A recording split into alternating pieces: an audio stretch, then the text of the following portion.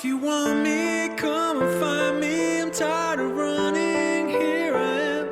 If you want me, come and find me. I'm tired of running, here I am.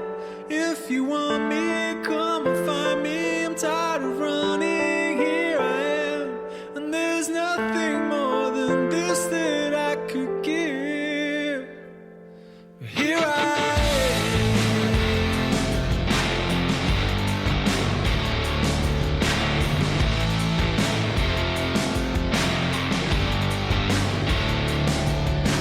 I don't see no justice in this city. I can feel the darkness all around, but you don't even know what I've been through. I made it here somehow, so I can't let it go. Gotta make it right, not gonna live it twice. Gotta get up off the floor. Gotta live this life, gotta fight this fight. Gonna stand for something more. If you want me, come find me. I'm tired of running, here I am. If you want me, come and find me. I'm tired of running, here I am. If you want me, come and find me. I'm tired of running, here I am. And there's nothing more than this that I could give. Here I can see you and the life that you've been living. They wanted to beat you to the ground, but you don't seem to know when to give in. You made it here somehow, and you're not letting go. Gotta make it right, not gonna live it twice. Gotta get up off the floor.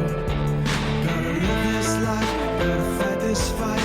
Gonna stand for something more. If you want me, come and find me. I'm tired of running, here I am.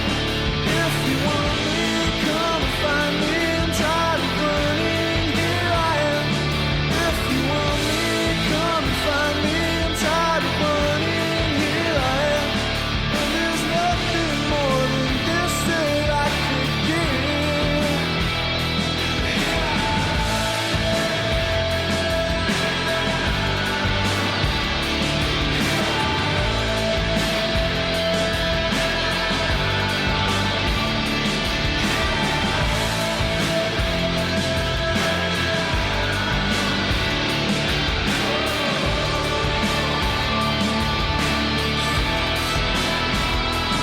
If you want me, come and find me. I'm tired of running, here I am. If you want me, come and find me. I'm tired of running, here I am. If you want me, come and find me. I'm tired of running, here I am. And there's nothing more than this that I could give. Here I am. Here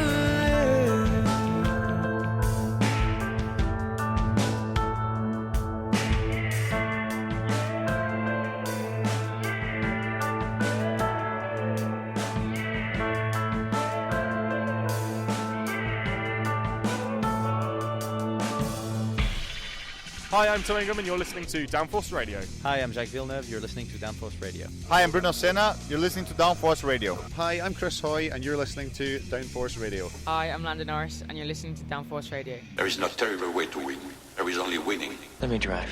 I will make a fool out of you. Every one of us has to find a reason to do this. You do it because you're driven. I was beginning to think I'd never be anything more than a piston-happy, lead-foot punk. Then this starts to happen. Somebody put it in your mind you gotta be perfect every time out or you're a failure. Well, forget that. Just forget it. You ready to put away your toys and cry? Attention paddock, attention paddock. Competitors 3, 2, 1 and 3, 7, 3. 3, 2, 1, 3, 7, 3 to the stewards immediately. Thank you. Hell, isn't that what we're in this for? To stare death in the face and to cheat it? Come on, there's nobility in that. It's like being knights. No pressure, nobody breathing down my back, just driving because I left it pure. A lot of people go through life doing things badly. Racing's important to men who do it well. When you're racing, it's life. Anything that happens before or after, it's just waiting. I just hope when you do, that I'm there to see it. Racing. That's the name of the game, isn't it? Win or lose, put up a shot. Fine. Then let's race.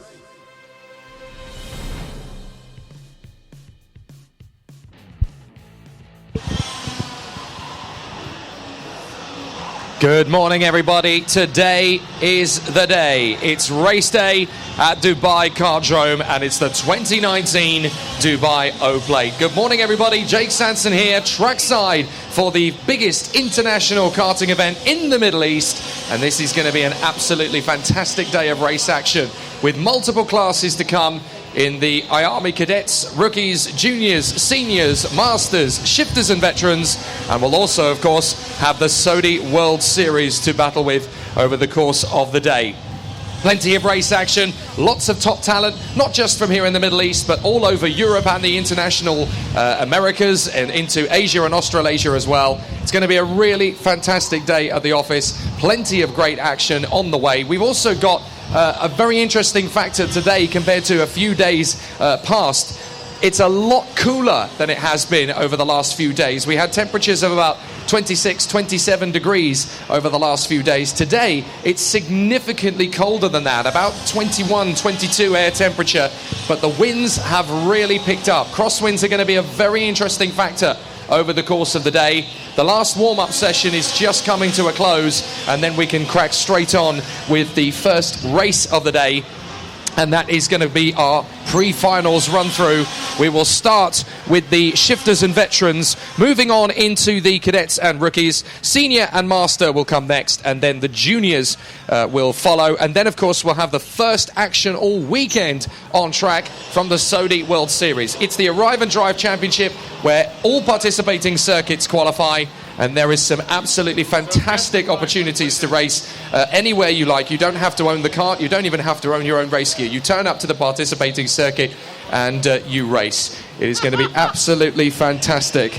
So we are going to have some very interesting race action over the course of the day. We will start, obviously, with the shifter and veterans. The warm-up session coming to a close. We'll be kicking off in just a couple of minutes.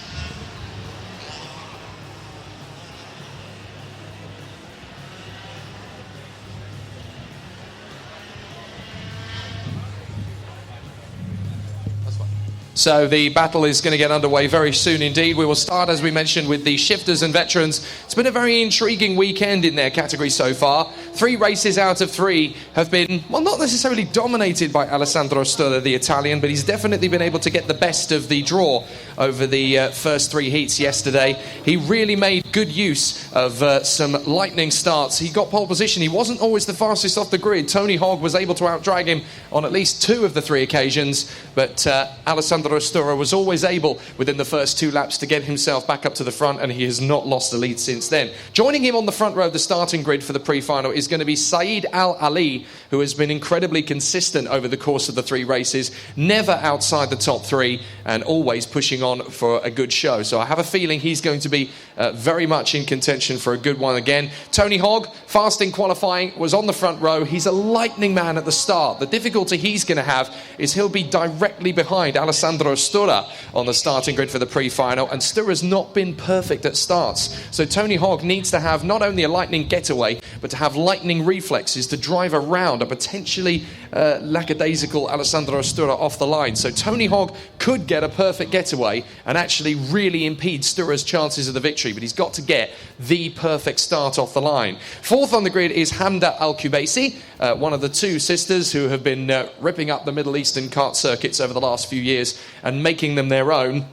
She would have started behind her sister, Amna Al-Kubaisi, who's actually starting from P5 in the pre-final. She was looking to be on the front row of the grid herself until the 3rd heat of yesterday's races, when unfortunately, while running second and closing in on Alessandro Sturra for the lead, she had a mechanical failure up at turn 2, and that was her race very much hampered. But hopefully coming into the pre-final, she'll have a better opportunity. Brad Diaz has been very solid and consistent with his race finishes over the course of the weekend. Attrition is high in the shifter category. There's not a lot you can do about that one, and these karts are very highly strung. But Brad Diaz and the whole team working with him have been able to get their kart to the finish on multiple occasions through the weekend, hence why he is starting there in the third row. Walid Al-Qasemi will line up beside Max Fleischmann, who has been very fast over the weekend, but again, the mechanical attrition rate of the former Rotax DD2 champion in Benelux has been very, very difficult for him to cope with. And then, of course, Abdurrahman Al-Shamsi will line up beside Daniel Jones, both of whom are hoping for a little bit more luck when it comes to their race finishes. They've had all sorts of difficulties coming into it. It's been a fantastic week all the way through here in Dubai. It's my first visit to the country. It's been an absolutely incredible meeting. Everybody from the staff to the officials to the teams to the parents and the drivers have been absolutely sensational. I haven't got a cross word to say about anybody. They've been very inviting and welcoming, wonderful personalities, and I really am going to be keeping an eye on every single one of the teams and drivers going forth from here. They're part on my radar now. And when I move back into the world of the CIK FIA, I'll be singing the praises. These guys in the Middle East, they really do know how to go racing. I've seen some brilliant battles yesterday, but the action is really going to get properly serious today with the Saturday action. A stone's throw away, of course, from the start-finish line of the Dubai Kartdrome, which 7 days ago saw the finish of the Dubai 24-hour sports car race. We are literally over to our right here on the gantry, overlooking the main grandstand on the start-finish straight. And we can actually hear cars going around the Kartdrome at the moment. There is a track day going on there with a few Porsches, Jaguars and Ferraris going around.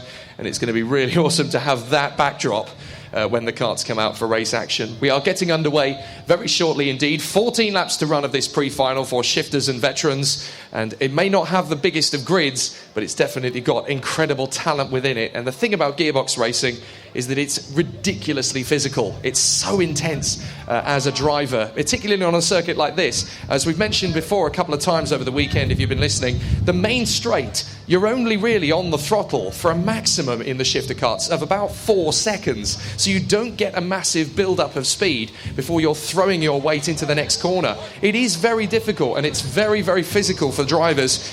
If you consider that this is not the it's not the smoothest of circuit here. There's so many undulation changes of camber, of angle. You're thrown into one corner straight after the next. It's a real assault on the senses. And then you've got to change gear and brake heavily through that as well, with 4 or 5 really heavy braking zones through the course of the circuit. It is an absolute minefield, and you've got to give so much credit to these guys over the course of proceedings. They have been absolutely sensational throughout. So the wind is very strong, as you can hear. It has picked up quite a pace as the drivers are getting themselves ready for the action. The cadets and rookies are obviously looking on with a lot of interest because they want to make sure that they are going to be ready for action.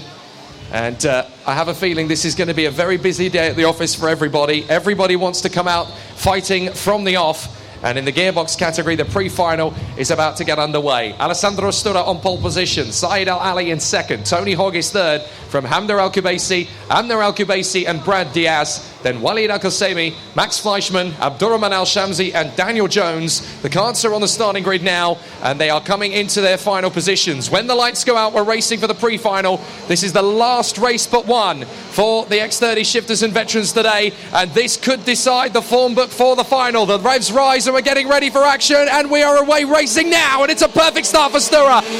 Tucking in, Saeed Al-Ali gets a beautiful flyer as they go through turn one, and it's an absolutely textbook getaway from the top 3. They slot into their positions, no problem at all. Tony Hogg unable to overhaul the front 2 as they run through and over the flyover. It is a perfect start. No major dramas through the first few corners, but it's Sturra who leads. Al-Ali in second and Hogg in third. Looked to me as though Brad Diaz got a better getaway than Amner Al-Kubaisi. Not the way she wanted to start her race, but Brad Diaz, a fantastic launch off the grid and up into P5. Now it's game on for him. So Brad Diaz trying to make a big moment there as Brad Diaz, I think it was, locked up under brakes and actually went into the back of Amner Al-Kubaisi into turn 9, came off the power just in the nick of time, an averted disaster, but that will have upset Amner's rhythm a little bit. Stura is your leader, though, running beautifully in front of Saeed Al Ali. And I have to say, Saeed looks really fired up today. Having been on the front row of the grid, he looks motivated and very cool, calm and calculated. End of lap 1. Stura is your leader. Al Ali in second. Hogg in third. Hamda Al-Kubaisi fourth. Amna Al-Kubaisi fifth now from Fleischmann, Diaz, Al-Shamsi, Jones and Al-Qasemi. So the field has completed the first lap. They go over the flyover once again, and I think the top 3 could well stay at that. All 3 of them are under a 60-second lap for the first lap around. But Alessandro Stura has got a nice balance in the kart. He's led 3 out of 3 and won 3 out of 3. It's now time to see what can happen from here on in. Fleischmann is right in behind the Al-Kubaisi sisters now. Hamda still in front of Amna. But Max Fleischmann wants to get on with this now, having moved up into 6th position. Fleischmann wants to make a bid up the inside of Amna Al-Kubaisi, and Fleischmann is through into 5th position. Cracking move from Fleischmann. He had all sorts of mechanical problems yesterday that kept him out of the running. Now he is big and back onto the start straight once again. So it's Stura, Al Ali, Hogg, Hamda Al-Kubaisi, Fleischmann, Amna Al-Kubaisi, Diaz, Al-Shamsi, Jones and Al-Qasemi. A brilliant start to this race then from Fleischmann, looking so much more composed than yesterday. The kart is clearly giving him what he needs, and he's able to make good progress. So Fleischmann is the man on the move, up into 5th position, as he now chases down Hamda Al-Kubaisi. They go onto the far side of the circuit, through 7, through 8, under the bridge, and up towards 9, 10 and 11. Through the chicane, you straight line it if you get it right.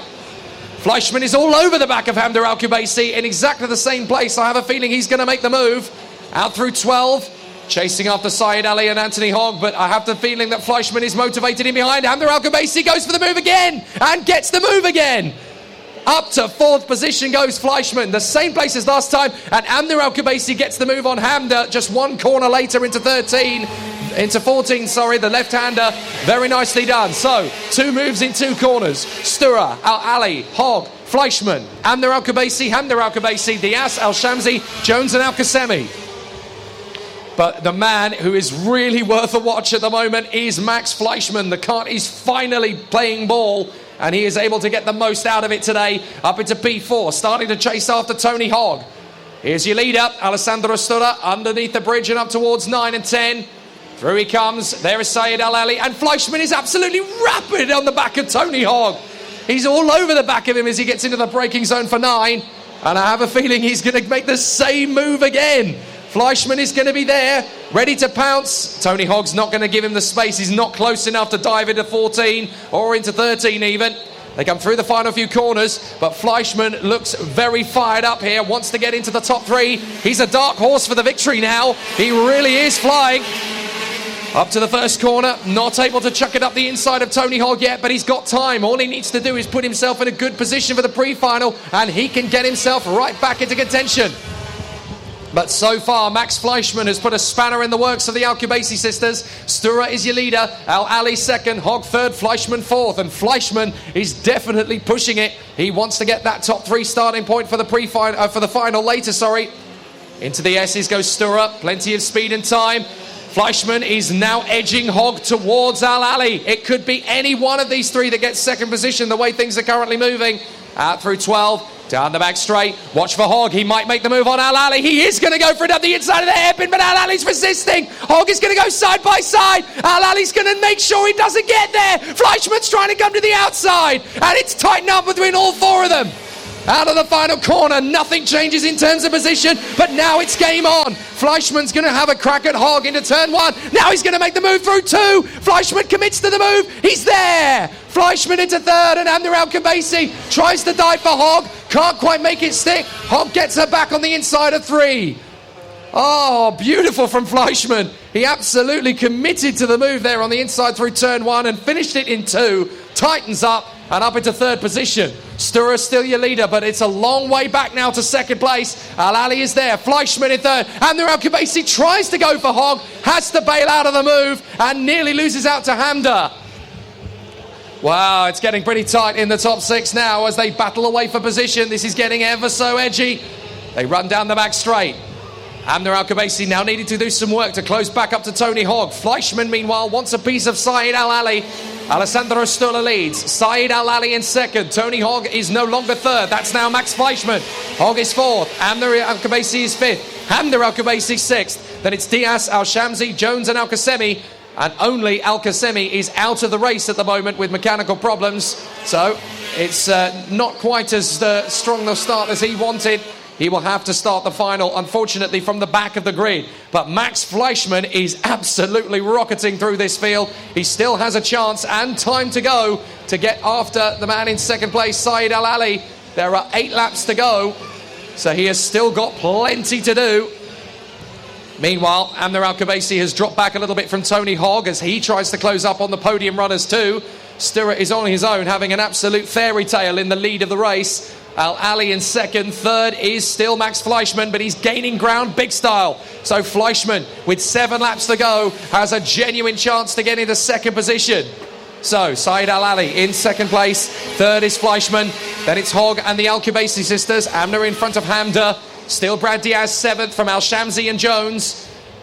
As they come through turn 3, once again, Fleischmann is getting so close to Saeed Al-Ali. He had a chance earlier on. He's not quite been able to make the move stick.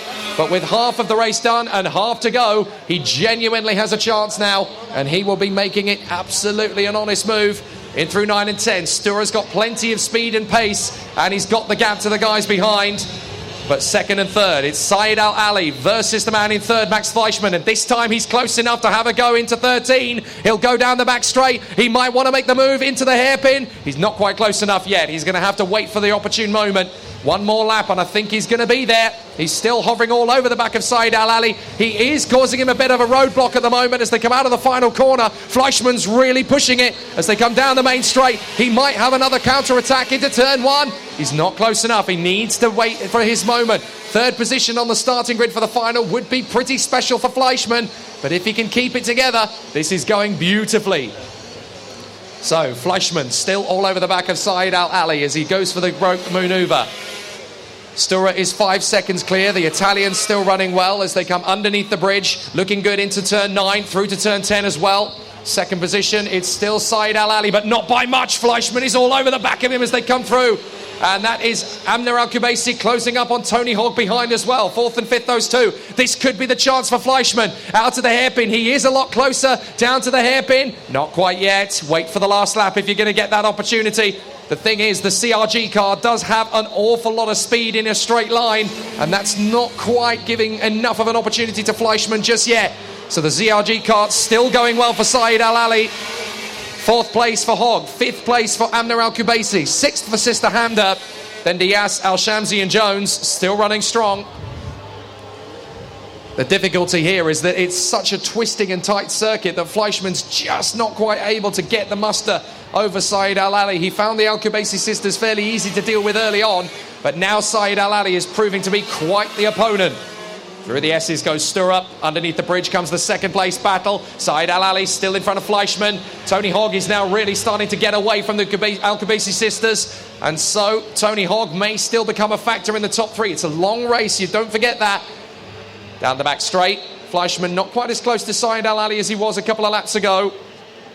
Biding his time. You've got to look after the tyres. The sun has started to come out a little bit more over the circuit. That is going to make the track a little bit hotter. So they are going to have to work quite hard. This will not be easy for anybody as the race attrition continues. And this, of course, is going to be the longest race of the weekend so far. 14 laps. They've got to keep it together for all of it. Amner Al-Kubaisi now starting to tighten up back towards Tony Hogg as they challenge for 4th position. A second row starting position for Al-Kubaisi would be very useful going into the final, especially when she can be pretty good at the start if she's in a good position. She's been impeded by some of the guys who are not as fast off the line in a few of the races. So she might have a chance if she can get herself up past the man in front, Tony Hogg. But still, Saeed Al-Ali versus Max Fleischmann continues unabated for second. Sturrock is safe and sound in the lead. He doesn't even have to push that hard. He's got a lead of 5.3 seconds, and he can take it fairly easy from this point on. He doesn't need to lose too much time. Fleischmann's now getting back on terms with Saeed Al-Ali as they come out of the final turn and down the main straight once again with just 3 laps to go. Fleischmann is going to get back on the horse once again, charging after into turn 2, through the flowing right-hand hairpin and up towards the left. Fleischmann is now giving the pressure to Saeed Al-Ali, and that's allowing Tony Hogg to edge closer as well. 4 drivers now in the hunt for second place. Saeed Al Ali, Max Fleischmann, Tony Hogg and Amner Al-Kubaisi. They're going to be so close together by the time they get round to the end of the lap. Sturra's on his own out front, just taking the balance of the Tony kart nicely. But it's these 4 now very much in a scrap for second. Fleischmann all over Saeed Al Ali, and he needs to get through quickly because Tony Hogg is getting closer. So he needs to make the move sooner rather than later. He's a lot closer to Saeed Al Ali down the back straight. But again, the sheer power of the CRG and the grunt of that kart in a straight line is too much to give Fleischmann a chance on the inside as Amner Al-Kubaisi makes the move on Tony Hogg. So she gets through to 4th position. Crucial at this stage of the weekend. She needs to get away from Tony Hogg now. And this is looking good for a second row start for the final for Amner Al-Kubaisi. That is absolutely crucial. So Amner's back into contention for the second place. Even a 4th place finish at this point would not be a bad way to go for Amner Al-Kubaisi. She's made a good recovery drive, but Fleischmann has been the star of the show so far. And the German is still very much in contention with 2 laps to go. Sturra's already halfway through the lap. Underneath the bridge comes Saeed Al Ali. Fleischmann is very much under pressure. Amner Al-Kubaisi is catching them rapidly, though. She's absolutely on it. Now that she's made the space to get away from Tony Hogg, she's dropping him like a lead brick. And now it's 3 of them fighting for second place. Al Ali, Fleischmann and Al-Kubaisi as they run through to 14 into the right-hander. Over the line, though, comes Alessandro Sturra. He goes into the last lap. No problems at all for the Italian. Sturra has been absolutely mega all race long, but these 3 have still got to fight for second place and a chance to start the final from the front row. They won't be taking too many daring risks yet. They'll have to try that in the final itself. But this is going to be an interesting one. Who's going to make the bid? It could end the way it is, or Max Fleischmann may just be able to get close enough to do something special. They come up towards 7 and 8. Sturra's already going underneath the bridge as they go into 9 and 10. Second place, still Al Ali. Fleischmann in 3rd, Amner Al-Kubaisi in 4th. She may get an opportunity to snatch 3rd away from Fleischmann. She is getting dangerously close to the German. There might be a chance. She has a little bit of a look into the hairpin. Not close enough. Down into the final hairpin at the end of the back straight. Al-Kubaisi not close enough, but she has been good over the rest of the course. And into the finish line comes Alessandro Sturra. Sturra makes it 4 wins out of 4. An amazing run for Sturra. Second position is going to go the way of Saeed Al Ali from Max Fleischmann and Amner Al-Kubaisi. A clean end to the first race of the day then in the shifters. A brilliant start to the action in the Dubai O Plate here on the Saturday morning. Tony Hogg in 5th. Amner Al-Kubaisi is 6th from Brad Diaz, Abdurrahman Al-Shamsi and Daniel Jones, with just the 1 retirement in Walid Al-Qasemi, unfortunately at the end of lap 4. But a really exciting race and a really good indication of what's to come from the shifters at the end of the day.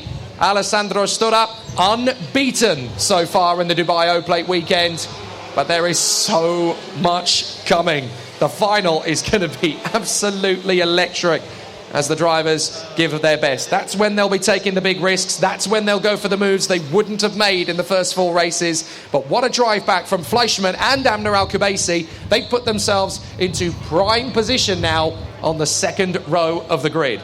Fleischmann and Amner Al-Kubaisi in a very strong position, but so far so good for Alessandro Sturra. 4 races and 4 wins. All he needs to do is the same one more time. So very good start to the day then for Alessandro Sturra, just continuing on as he did just a few hours ago. It's going to be very interesting to see how that trend continues. But we are about to get into the action again for the cadets and the rookies. And their pace has been very intense over the course of the last 24 hours. They've obviously had lots of preparation coming into the event, but the cadets are now ready for action as well. And there's going to be 21 of them. And again, it's a very similar story in the cadets and rookies to the shifters and veterans. They have got to try their best to overhaul an Italian who's won all 3 races in yesterday's action. So it's a very similar story. The Italian in question this time, though, is Valerio Renicella, who's been very strong and has basically put himself into a very competitive position in all 3 of yesterday's races. He had to deal with a run to the line out of the final turn and still snatched the win away from Federico Al Rifai by a matter of inches in Heat 2 yesterday. But he has won all 3 of the cadet heats over the course of Friday. And he will now start from pole position alongside Luca Sam Budler, the South African, who will share the front row of the grid with him. Then Sakara Klasemi, who did a brilliant job in terms of his consistency and has given himself plenty to do from third position on the grid.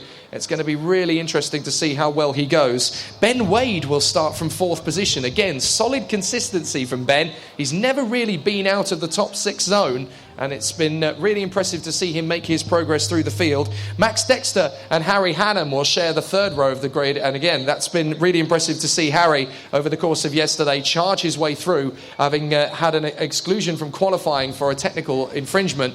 But he then had to go from 19th on the grid in all 3 races yesterday and surged his way through the pack. And 6th position on the grid for the pre-final is a worthy return for his efforts. Federico Al Rifai, so nearly getting a victory yesterday in Heat 2 and had so many great overtakes through the course of the 3 races as well. Expect some fireworks from him in 7th on the starting grid. Adam Alajari is going to be there on the 4th row of the grid as well. And he's another driver who's had plenty of fightbacks, again having to start from 20th on the grid for a technical infringement in qualifying, and again stormed himself back to the front. He's there in 8th position. Sultan Kadali was the 3rd driver to have that same infringement, but again he has stormed himself back into contention, and he will start the pre-final from 9th, and that's going to be interesting to see what he will do from the inside line of row 5 alongside Hamza Al Fayez, who's always been in a solid position over the course of the weekend. He's never really got himself into trouble. He's stayed out of the war zone, and he's been solid, consistent, and brought home the results. And at this stage of the weekend, it's crucial, because if you're in that top 10 on the grid for the pre-final,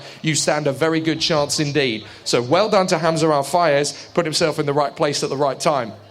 11th on the grid, a frustrating day yesterday for Filippo Parmigiani. So close to the win on many occasions yesterday, but most cruelly of all being in that first lap incident that ended up having him parked up on the edge of turn 13 at the end of the first lap. He lost the race completely, and that has really hampered his weekend. But he starts from 11th, and he's very good at overtaking, so keep an eye on him as he charges through. Luca Horton will share the 6th row of the grid with him in 12th position on the starting grid. 13th and 14th will be Zach Stimson and Oliver Naylor, 2 youngsters who have been very solid throughout the weekend. Oscar Lambert will line up beside Leo Nilsson. Very fast in qualifying, Leo. Struggled a little bit yesterday. One of those drivers that was caught out in other people's incidents. Hopefully he'll be able to salvage something stronger from the pre-final. And then the 9th row of the grid will see Zayed Haddad alongside Sofia Necci, another Italian star who was very strong in qualifying, but again ended up caught up in other drivers' incidents yesterday. Enzo Pedraza will share the 10th row of the grid with Matteo Quintarelli, and then of course we have Enzo Ruggiero and Ernesto Mafamulo, the 2 South African drivers, who will take up residency on the 11th row of the grid. So there's going to be some interesting factors in this one. A plentiful grid of talent with so many stars in this one. And you've got the leading cadet and the leading rookie on the front row of the starting grid as well. The cadet leader, Valerio Renicella, the leading rookie, Luca Sam Budler of South Africa. So those 2 on the front row of the grid obviously going for honours. 10 laps of this race coming up, and it will be very tight indeed with 22 incredibly talented athletes on the grid. It's cooler than yesterday as well, so you might see a few more do-or-die manoeuvres and overtakes from these guys, because a lot of these drivers will need to put themselves in as strong a position as possible, ready for the final. It's going to be a little bit more intense than the shifter race, because of course the big thing about the shifter gearbox races is that you need to make the karts last for as long as possible. Where there's less karts on the grid, you don't want to take too big a gamble with a move that could end in disaster until you get to the final. You need to put yourself in that position. In the cadets and rookies, there are more drivers to race against. It's more ferocious. You have to go ugly early, as it were. You have to put yourself in that position, and you have to try and make progress. We'll see a lot of drivers go for overtakes they wouldn't have made yesterday, partly because of incidents they got into and they need to fight back, but also partly because this is their last chance to get a good position on the starting grid for the final. So they have to take the initiative, and they have to dig deep and find the magic. These guys have been here many times before, some of them in their own native countries, but on an international stage, this is their first test of 2019 to really put on a show in front of the world of karting. All of the teams are ready to go. They've been an amazing response from everybody. Obviously everybody from Scuderia Tony Kart, from CRG Middle East, from Dojimoto and MLC, to GGM, to Birolart Middle East, to Brand Racing, and of course to Energy. There have been so many good works from all of the drivers as they battle away for position. But the cadets and rookies are now heading out on circuit as they battle away for position. This is not going to be an easy race. Whoever wins this one will really have earned it. It's a tough battle, especially at this early stage of the day when it's a little bit cooler, the wind is more intense. They are going to have to deal with crosswinds in the early part of the race as the sun still continues to come out. It's not going to be hotter until we get to the midpoint of the day. So this is a difficult challenge for the cadets to get the tyre temperatures up, to get the brakes up to temperature as well, and then couple into the fact they've only got 10 laps to make the impression, and they've got to make those killer overtakes as soon as is humanly possible. They don't really have any time to play around. They've got to just get on with it. So it is going to be a very tough battle for the cadets and rookies, and there are so many top names. You just got to look through this grid to see all of the stars. Pretty much anybody in the top 12 could still walk away with the title in the cadets and rookies battle for the Dubai O-Plate. Valerio Venicella and Ludovic Sambudla, and then of course Sakir El-Qasemi and Benjamin Wade, Max Dexter and Harry Hannam, Federico Al-Rifai and Adam Al-Ajari, Sultan Kadali, Hamza Al-Fayez, Filippo Parmigiani and Luca Horton. That 6 rows is full of intense competition as we are getting a nice little soundtrack played out to us from the Dubai Kartdrome just next door. We are in the shadow of the grandstand of the main starting grid for the Dubai 24 Hours, which 7 days ago at about this time was just coming to a close. So it's a very nice backdrop to go racing here once again. In the heart of Motor City in Dubai, one of the most incredible cities in the world, still only in its 4th decade really, and an amazing place to go motor racing, an amazing place to hang out. And I have to say, the Emirati motorsport scene has never seen as big a show as the Dubai O-Plate. And it's great to see such a wealth of international talent coming over to race it. And it's a credit to all the people who have helped out behind the scenes.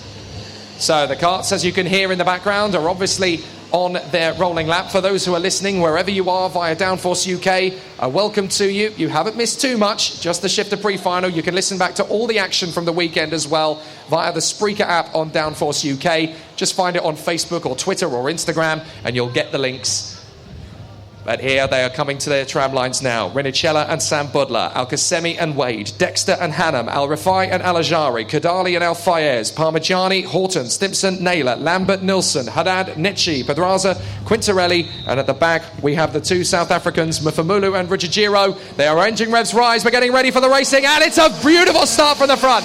Charging forward for the first corner. Already no problems at all as they make their way start. It looks like a perfect getaway for Valerio Renicella as he moves through the first corner. A good start too from Ludovic Sambudla. It looks like everybody is through cleanly the first couple of corners, so it's a good start. Everybody through the first 3 corners has remembered the old adage that you can't win on the first lap, but you can definitely lose on lap 1. So they're keeping it nice and clean for the moment. No major dramas. Looking across to 5 and 6. No yellow flags. That's good news as they come under the bridge for the first time. It is still Renicella who leads the way. They make their way through to 9 and 10. A few choice moves in the field as a couple of drivers are trying to get into a decent position early on. They twist and wind up to the back straight. But so far, so good for Valerio Renicella. Looks like Wade got a better start than Sakir El-Qasemi originally. But Sakir El-Qasemi is now down to, I think, 5th position. And that's a good move for second place. That's a bold move in the mid-pack. I think that is Ben Wade trying to move forward. We'll double-check as they come through over the line. Renicella so far up at the top end. It's Harry Hannam in second position. Hannam is charging forward and into second place. So Harry Hannam absolutely determined to grab a victory. A difficult day yesterday, but what a start today. And has put himself right into second place. Then it's Sambudla, Wade, Al-Qasemi, Dexter, Al-Ajari, Parmigiani doing well in 8th place. From Al-Fayez, Al-Rifai, Horton, Naylor, Netchi, Nilsson and Sultan Kadali. So they come through on the top end of the circuit through 6. They hit the throttle and keep it there planted through 7, through 8, under the bridge, and then they'll break for turn 9. Here they come. Renicella, Hannam, and up the inside for 3rd place. That is Ben Wade. Good move from Wade into 3rd position. A cracking bit of driving there from Wade as he makes a beautiful move on Sambudla into turn 9. Not an easy one to pull off, but he has made that stick. Now he's going to get a retaliation potentially into the hairpin. No, not close enough to make a way back. So Sambudla falls down into 4th position. Hannam in 2nd. Wade now in 3rd. And Al-Qasemi is still there in 5th position. Contact for 6th place. 6th position. That was a tangle between Dexter and Al-Ajari. Parmigiani impeded as well. So the top 5 have broken well clear. And it's all changed for the carts behind. It's still Rinicella from Hannam. Then Wade. Then it is Sambutler and Al-Qasemi. It's now Al-Ajari who's in 6th from Al-Fayez, Al-Rifai, Dexter, Naylor, Parmigiani and Horton. Netchi, Kadali, Nilsson and Haddad are next from Stimson, Pedraza, Quintarelli, Lambert, Mufamulo and Ruggiero. So the entire field continuing on, but there was a little bit of a cluster bomb effect through turn 14 as a lot of the guys battling for 6th position got a little bit too close together. The top 5 have broken clear, so it's their race to command now. 6th place, Keanu Al-Ajari, Adam Al-Ajari. You'll see Keanu a bit later. But a brilliant bit of running from the drivers as they continue on. Up at the far side, 3rd position may be about to change. We've got a bit, there's a spin in turn 10 into the barriers. So that looks to me like it could be a potential game over. Beached on the barriers there, up at 10. So that's a bit of a problem. It looks like the marshals are running over. But it's a very tricky part of the course, and that could be a real difficulty with a cart impeded there up on the chicane. And they obviously have to get the cart moving fairly quickly. But there's a marshal there up at turn 9 waving the flag, and obviously they've got to get the cart off the barriers as well. Are they going to be able to keep the cart going again? I think it might be all done and dusted. Yeah, it's game over for Matteo Quintarelli. That's a real shame for Quintarelli. Game over. And, wow, what a disaster for the Italian. He's had a very frustrating weekend so far. And it just continues. Rinicella, Hannam, Wade, Sambutler, Al-Qasemi in the top 5. Al-Ajari is catching them though. And then Federico Al-Rifai comes next. But it's game over for Matteo Quintarelli. What a shame for the Italian. They work their way back up once again. Onto the back straight. And in through the final few corners. Rinicella is being caught by Harry Hannam. He's had to respond with a new fastest lap. A 1:03.603. But Hannam is chipping away at his advantage as they come down the main straight again. Hannam does a 1:03.3. So he's made up more time. And it's not going to be too long now before Valerio Rinicella is in a whole heap of pressure. Hannam is right in behind him. The battle for the O-plate in cadets and rookies begins now, because we've got a real talent on our hands here in Harry Hannam, pushing on behind Valerio Rinicella, who's been unbeaten all of yesterday. In 3 races he had all to do, but now Hannam is in 2nd place pushing him. Wade Sambutler and Al-Qasemi are being caught by Adam Al-Ajari and Federico Al-Rifai as well. So the leading 5 could become a bit of a leading 7. They're chipping away at it, but keep an eye on the 4th place man. Liverve Sambutler, he's giving a bit of pressure to Ben Wade as they battle for 3rd position. Up towards the hairpin, he might get a chance. He's not quite close enough yet, so he's going to have to wait for his moment. Harry Hannam has been very sensible here. He's giving a little bit of a pressure to Rinicella, but he's also, it seems as though he's looking after the tyres a little bit. This is all going to be about how they measure the pace. He doesn't need to make the overtaking move yet. The only lap you need to lead is the last one. So Harry Hannam is letting Rinicella do all of the hard work by sitting in behind him, letting him push the tyres, letting him push the engine, and just slotting in, conserving his energy and waiting for the moment. This is great work from Harry Hannam in 2nd place. He's the man in the box C. For 3rd position, it's very close indeed between Wade and Sambutler. Sakir Al-Qasemi has a chance to pounce. Adam Al-Ajari and Federico Al-Rifai going well. Al-Rifai yet again the fastest lap of the race. He was so quick over 1 lap yesterday. And it's the same factor again. Now, Liverve Sambutler still trying to get one over on Ben Wade. Ben Wade is still there in 3rd position. But Ben Wade is very working hard here down the back straight. Desperately trying to make a bit of a run for his money here to get away from him and charge after the leading 2. But Sambutler still putting him under a lot of pressure. 8th position battle is really stepping up as well now. As we look behind Federico Al-Rifai, we've got a bit of a tussle going on, led actually by the 8th place man, Hamza Al-Fayez. Then it's Dexter, Parmigiani. Oliver Naylor is half a second back. No, he's not. Sultan Kadali's now half a second back. From Naylor, Horton, Nilsson. A still great battle all the way through from 8th position down to about 13th. We've got plenty of drivers in the mix. So there's a lot of overtaking moves to come. 4 laps to go.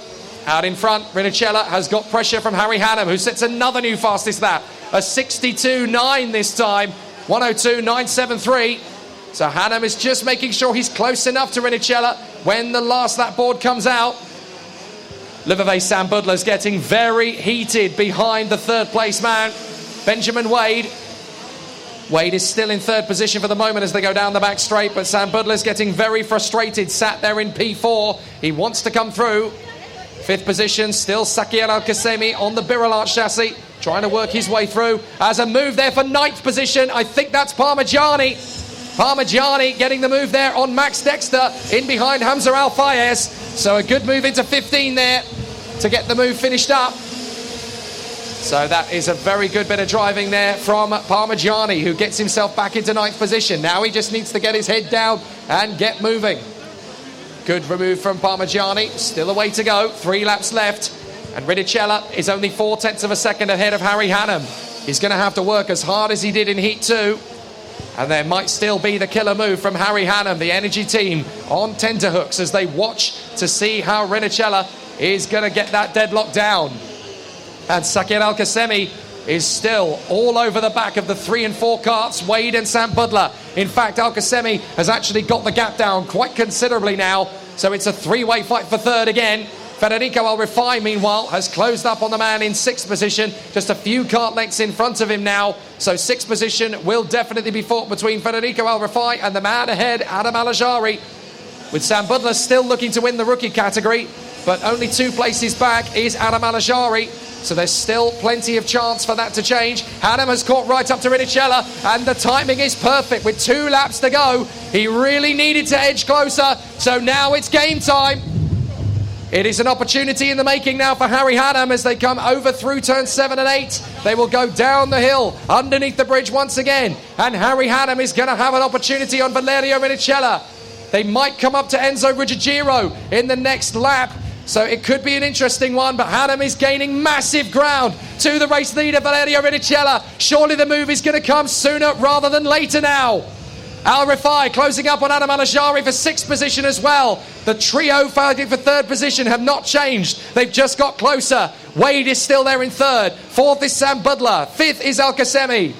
But Harry Hannam has got one chance now on the back of Valerio Rinicella. They're going to come down the main straight to start the last lap. And it's going to be very close indeed between these two as they come through. Last lap, 1/10 of a second between them. Harry Hannam's going to get his opportunity. He just needs to read the situation now behind Rinicella. He's already tightening up through 2. In behind him through 3. Over the bridge they come.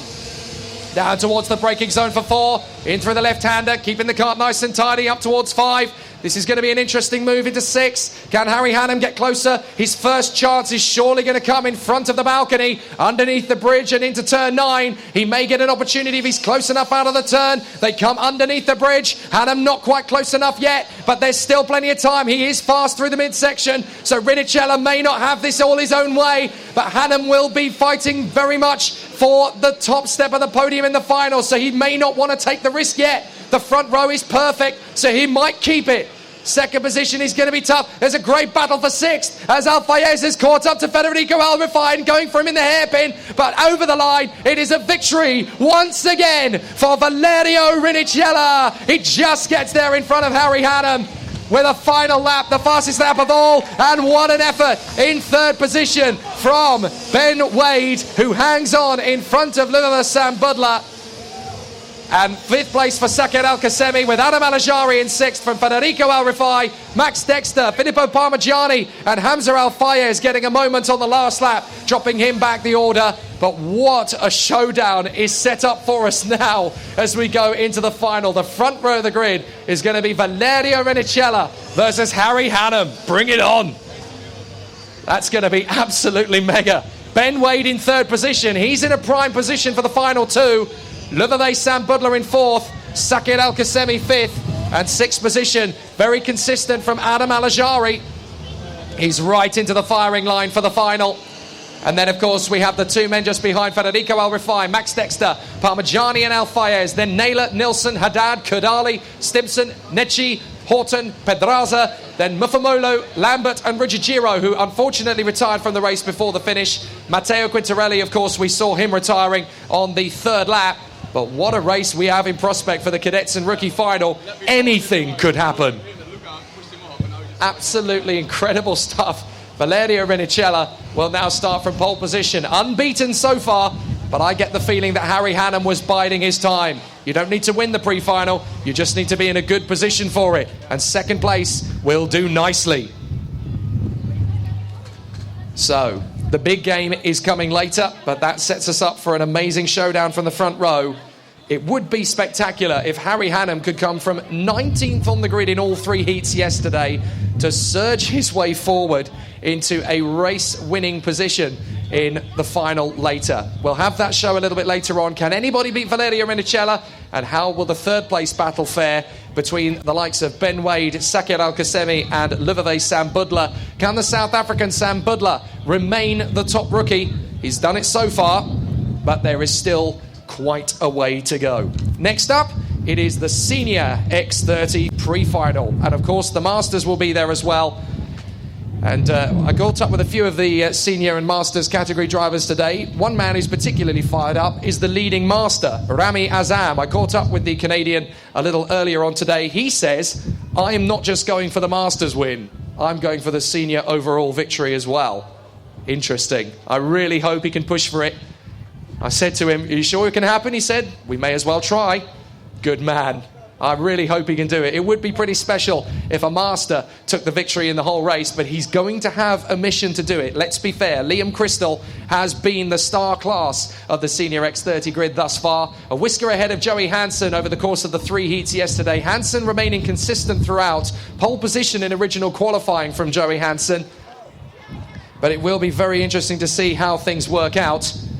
But so far, so good for Liam Crystal, who's been really strong at the start of proceedings and has kept himself very much in contention. Joey Hansen alongside him on the front row. Heat 2 winner yesterday, Manaf Hijawi, will start for third position in the hope that he can wave the Jordanian flag on the podium later. He's got it with him, it's tucked away, and he's ready to wave it if the time comes. Alongside him on the grid will be the Peruvian star Mauricio Hernandez. Then it's Elliot Harvey of Great Britain alongside the Swiss driver Deniz Bahar.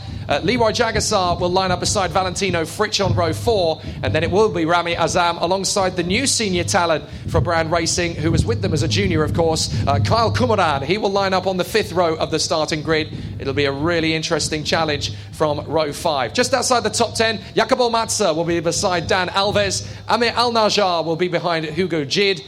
Beside him, I should say. Craig Shenton will be behind ahead of Harry Barlow on the 8th row of the starting grid. Shenton with the local knowledge, Harry Barlow with the determination, having been a Birillard Junior vice champion in 2017 and has come up through that fold over the years. His first ever visit to Dubai. He's doing an amazing job. Dimitris Papanastasio will be beside Prashant Koshar, who's hoping to edge himself closer to the front of the Masters. Dobritoyo and Rubio will be alongside each other. From Cullen Marshall in his first ever race weekend, alongside Abdurrahman Dulami. Katarina Kazakova will share the row of the grid with Alex Waring. Jano Toysing has had all sorts of mechanical difficulties, to be fair, and it's a real shame we haven't seen as much speed as we should have done from Jano Toysing. He's been one of the star talents of the Middle East over the last season. Miles Fleming will line up beside him. And then we have Dan Becker beside Gianluca Elmosi, who had exactly zero luck yesterday. Nothing seemed to go right for him at all.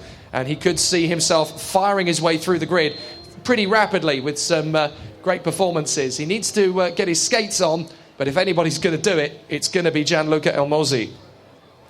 So there's obviously going to be a very busy day at the office for a lot of the drivers. They're going to have to work very hard, but obviously there is going to be a very strong challenge from a lot of the drivers.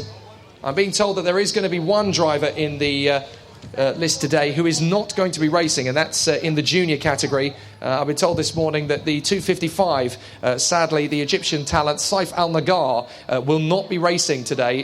He picked up an injury in yesterday's races, so unfortunately he's not going to be able to continue, but we do wish him all the very best and hope to see him out again over the course of the United Arab Emirates IAMI season. Hopefully he will be back in time for round 4, which of course takes place a month from now in February. But a really good performance nonetheless over the course of the weekend from Saif Al-Nagar. Hopefully he gets better soon. Now, Liam Crystal and Joey Hansen on the front row of the grid. They've been here before and they have done it in style. So I have a feeling it could get very spicy between those two again. because Liam Crystal has always been able to put himself into a good position, but he didn't win any of his races yesterday from the front row of the grid. He had to fight his way through from row 2 on both occasions. So it could be very interesting to see what he can do. He had to fight his way past Joey Hansen in both of the races he won. So there is every chance he can still fight his way forward.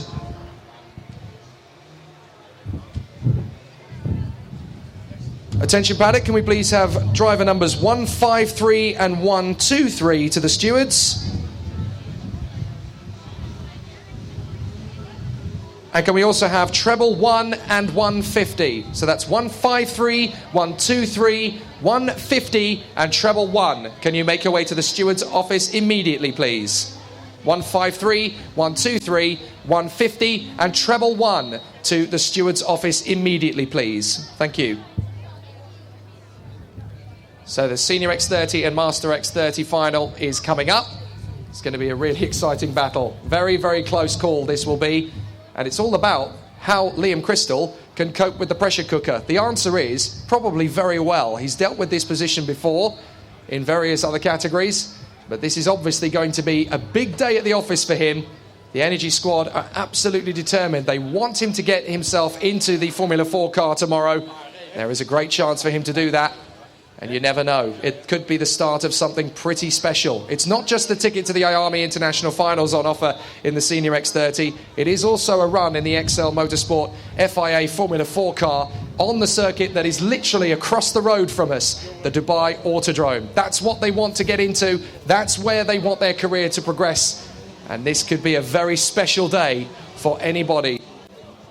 So whoever wins the Senior X30 could be seeing a really big stepping stone in their career about to be completed. We'll find out who that is over the space of the next 5 hours. By the time we get to that point, we will know who is going to be in that Formula 4 car around the Dubai Kartdrome circuit. They all want it, they're all hungry for it, and it's still very open. There's at least a dozen drivers in the Senior X30 brigade who could take that title, and they all know what's at stake. This is the time for the big moves. Yesterday was about consistency and solidarity. Today, it's win it or bin it. It's an Indy 500 style event. It's win or lose, put up or shut up, and they are going to make it an absolutely rip-roaring race in both the pre-final and the final. They've got to give it absolutely everything, and some of those moves that they'll be keeping up their sleeves and have had tucked away all weekend, they might be unleashing them in this pre-final. To a certain extent, they still need to get themselves a good grid position. They won't want to take too many risks in the pre-final.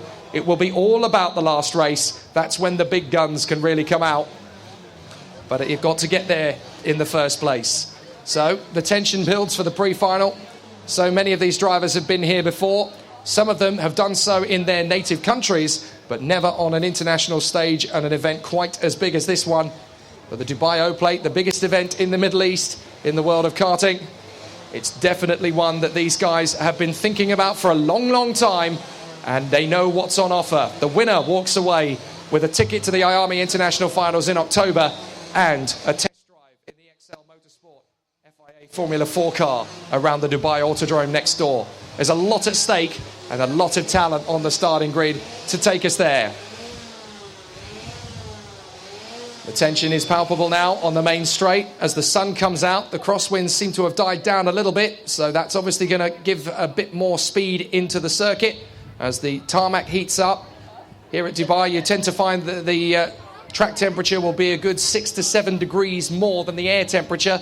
So if you take into the account that the air temperature is expected to get to about 25, 26 today, then there could be a good 31, 32 degrees. Prime track temperature for the tyres. You want to get them sticky enough to get some bite in the middle of the race action, and certainly towards the end of the race. That's when the tyres will really be doing not necessarily the fastest lap times, but will definitely give a good rhythm and a good pace to really feel comfortable out there. It's going to be a really interesting day at the office. While we're waiting for the action to get underway in Senior X30, I want to grab a quick word actually with Tony Hogg, who's in the shifters battle. Tony, this has been such a difficult weekend for this particular category, X30 shifters, because you've got two relatively short straights, but such a difficult track in terms of the technical side. How have you guys found it so far? No, I mean, it's fairly technical, but I mean, overall, it's not a bad track for shifter. I think you get it to stretch its legs down the main straight a little bit into 6th and then straight back down to 5th, but it's okay. But you guys being in the shifter category, you've obviously got a lot of work to do with the kart physically, with the changing of gears. That must take quite a punishment on the body throughout. Yeah, I think it's probably the most physical category, and then often, because there's so much going on in the chassis, it's people expect them to be maybe a bit quicker than they are, but it's just, I think 68 gear changes around here. It's physical. Especially for a young man like me. Absolutely, for a very young man like you, Tony, absolutely. So we've obviously got the final to come. The shifter category is the most attrition-filled race. There's still a good 6 drivers on that grid who can win. Have you got a good chance? Yeah, my target is to try and get on the main podium. I think I've had the pace all week and relatively good pace in the heats and pre-final. So there is a good chance, and that's my target. I'm not really focusing too much on the veterans, but my target is a podium on the main podium.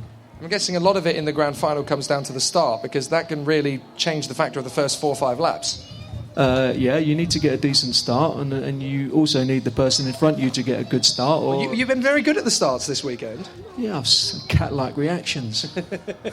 That's what happens when you're young and sprightly, isn't it? Absolutely. Yeah, look, you have to work hard at it, and if you're serious about the sport, then you do the right things, and that's pretty much what I try to do.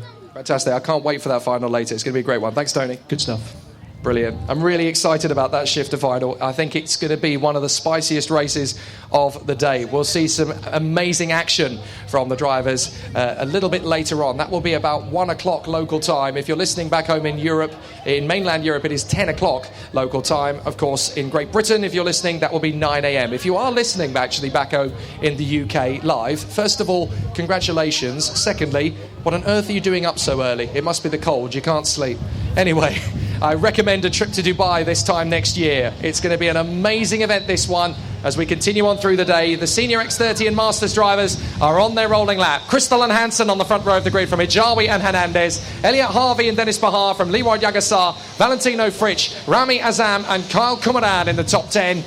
And this is a crucial race, the pre-final in Senior X30 and Master X30. Rami Azam is the leading master in 9th on the grid. He wants to win the whole thing. 6th row of the grid, Jacobo Mazza and Dan Alves from Amar Al-Najjar and Hugo Jid. Craig Shenton and Harry Barlow. Dimitris Papanastasio and Prashant Koshar. Vlad de Britoyo and Dario Rubio from Colin Marshall, Abdurrahman Dalami, Ekaterina Kazakova, Alex Waring, Yaro Toysing, Miles Fleming, Dan Becker and Gianluca Emilsi.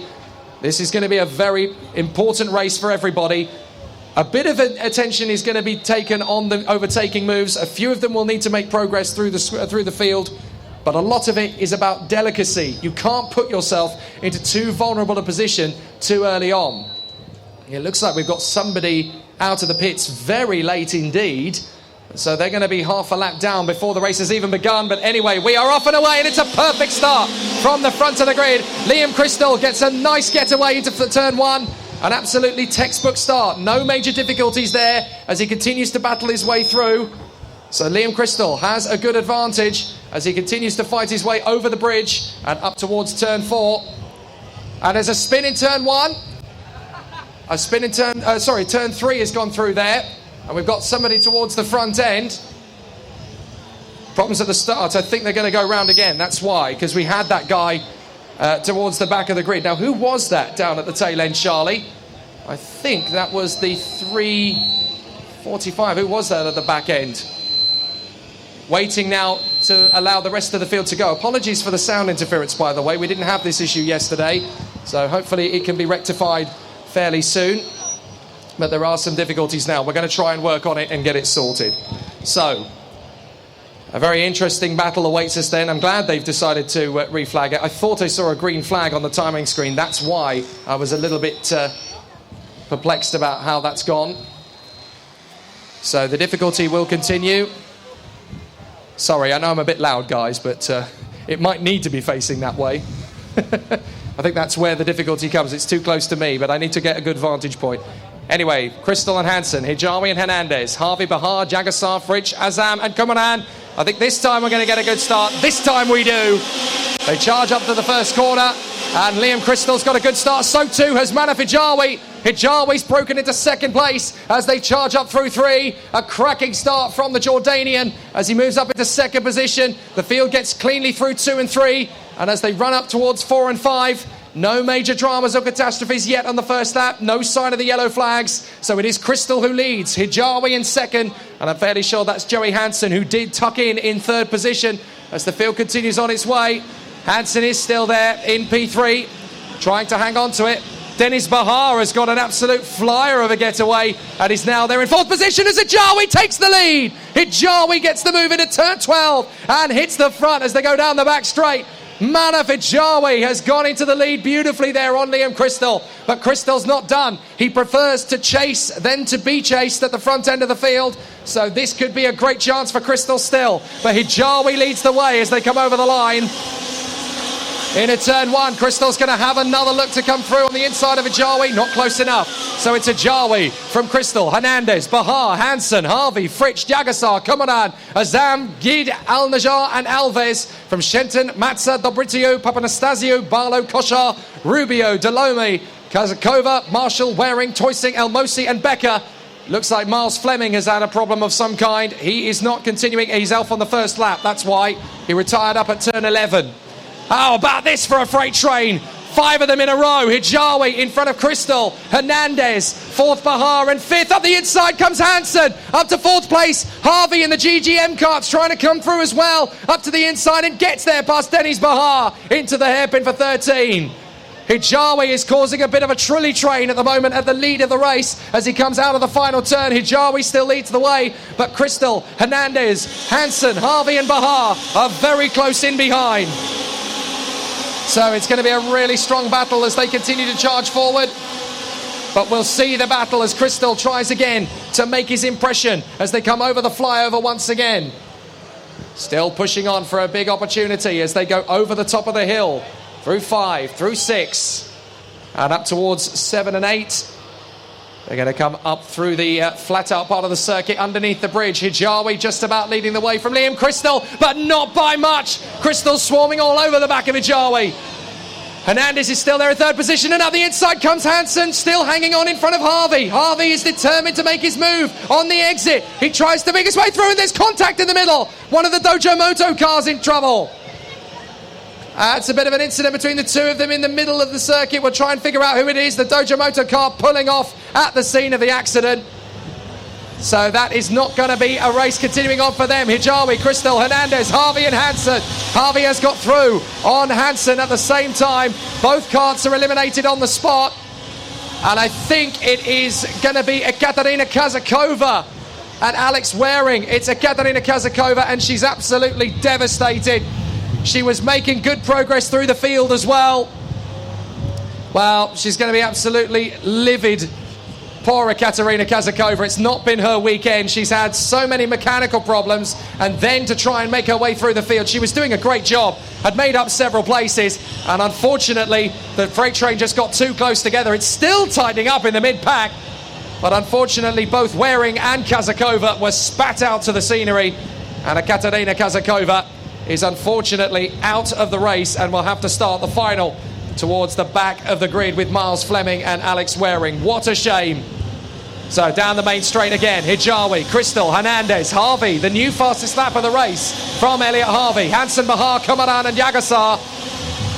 So they come through once again, but it's all about Liam Crystal just dealing with the pressure cooker. In front of him is Manaf Hijawi, 4 laps down and 10 to go. They will still battle all through the circuit. They come up to the far side, the tight and twisty section at the top of the hill by the crossover, then down the drop on the throttle and up towards the braking zone for 9, and Crystal goes for the lead and takes it. Brilliant move. Sweet as a nut through into the left-hander, and Hijawi's gone for the move and actually edged him out.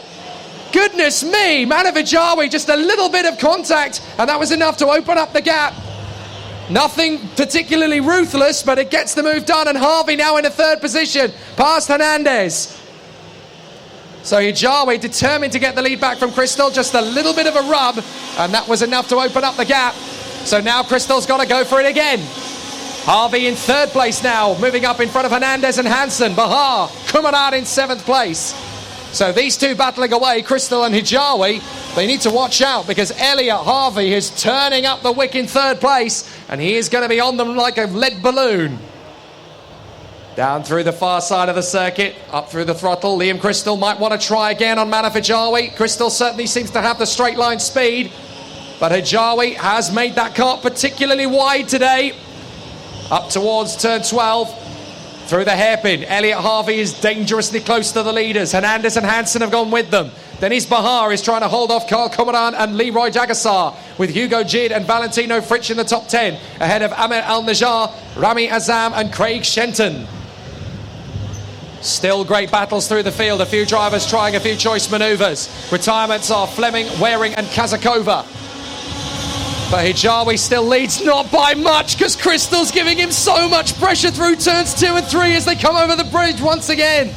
Liam Crystal is absolutely spitting exhaust fumes at the moment. He's that close. They charge through up to 5 and 6. And then through 7 and 8, flat on the throttle through the left-hander, just keeping the kart nicely balanced. Crystal can set him up for the move. He did it a few laps ago. Not close enough yet. Crystal's obviously biding his time. He wants to make the move if he can into 13. That's where he's going to have a real chance. Down the back straight. He obviously opens up the tabs, but he knows what Manaf Hijawi is made of now. He's going to go for the move again as soon as Crystal gets him back. Hijawi wants to lead from the front, but Elliot Harvey might work with Liam Crystal to try and overhaul the Jordanian in the lead of the race. They both want to come past him. They both want to get the win. Harvey thinks he's got half a chance, and he continues to put pressure on as they come up the top of the hill. All three of these guys deserve a test in that FIA Formula 4 car from XL Motorsport. They all want it. Manaf Hijawi, Liam Crystal and Elliot Harvey battling for the victory in the Senior X30 Pre Final of the Dubai O-Plate. This 2019 karting season is off to a rip-roaring start with the Dubai O-Plate. Here they come again, and Manaf Hijawi lost out to Crystal. Now he's got the lead again. Crystal is edged out. Harvey squeezes on the inside and gets second. Harvey into second. Manaf Hijawi is not prepared to take defeat today. And now Crystal's having another crack at Harvey. Harvey chops across, and Hansen's going to make the move on Hernandez. Hansen through into fourth. Nicely done. But Hijawi has now got a crucial lead. Well, that's one way to make an omelette. Unbelievable. He cracked eggs through turn 9 and 10. And now Hijawi has got the lead. Harvey in second from Crystal. Well, Elliot Harvey was just in the right place at the right time. He saw how vulnerable Crystal was on the line, and now he's going to try and make his bid to come through. But Manaf Hijawi has got himself back into the lead with a feisty bit of driving, squeezing out Liam Crystal at the edge of the turn 9, and there was not a lot that the Brazilian could do about it. A nice bit of driving from both of them. Hijawi determined to get that move on the inside, and Harvey's there in second. Crystal down to fourth now behind Hansen. So Hansen's into third. Hernandez fifth, Bahar sixth from Kumaran, Jagassar, Fritsch and Al-Najjar. But the lead has changed dramatically. Hijawi's now got about a second and a half as a result of that little incident. Harvey in second, Hansen third. Fourth place is Liam Crystal. He's not given up yet though. Twice a winner yesterday. He's still odds-on favourite to win the whole thing. But he's now got to dig deep and deliver in spades. But if anyone can, Crystal can. Over the bridge once again. Down towards 4. Liam Crystal so fast in this section of the circuit. He throws the kart in with plenty of confidence and conviction. Through the left, through the right, and through the left hairpin once again. Back on the power. Crystal can be very strong here. He may get an opportunity on Hansen. Down into the braking zone for the inside line. Hansen chopping him across. Goodness me. Crystal was certainly fast enough to get into third position there, but Hansen wasn't playing ball. So now Crystal's got to try again. Down the back straight. Hansen's going to keep the kart a little bit further over to the right side, but he's got loose as a result. Crystal's going to try and get the switch back to the inside line. And Crystal is losing so much time behind Hansen here. He's got about another half second there lost. So now he's got to get another opportunity to get back into third position. If he can get back on the inside line and start from third position for the final, which he is now attempting to do on the inside of Hansen. If he can squeeze to the inside line for the second row, he's still got a great chance of the win in the final.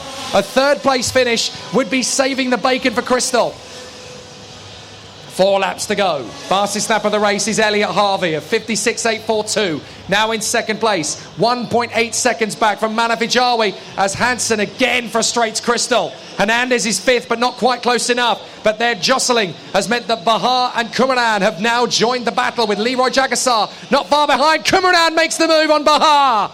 Great move from Kumaran into turn 12.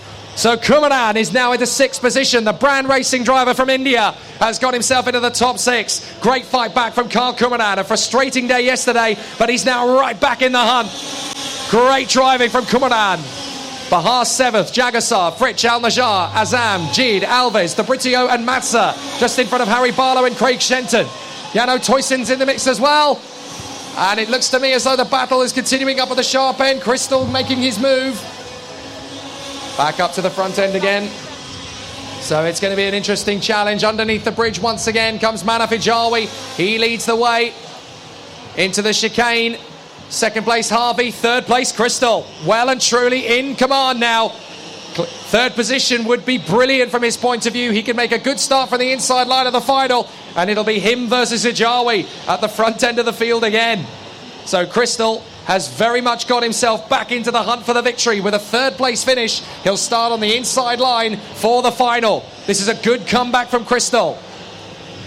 So Manafijawi in the lead of the race for the Birilat Middle East squad. Second for GGM is Elliot Harvey, and third for XL Motorsport it is Yaman in third position, Liam Crystal.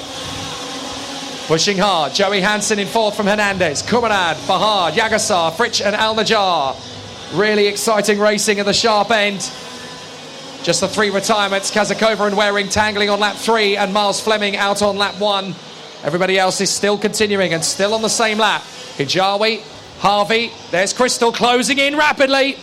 Hansen and Hernandez 4th and 5th, and Kumaran is no longer there. What's happened to Kumaran? He's lost 2 places. Jagassar and Bahar have both got through. Well, that is disastrous for Kumaran. A 6th place would have been a really strong position. So now he's going to have to start the final from the 4th row, unless there's fisticuffs on the final lap between Jagassar and Bahar. And there could still be a bit of a battle between Crystal and Harvey. Last lap. Crystal is catching rapidly onto the back of Harvey. I don't think he wants to settle for 3rd place.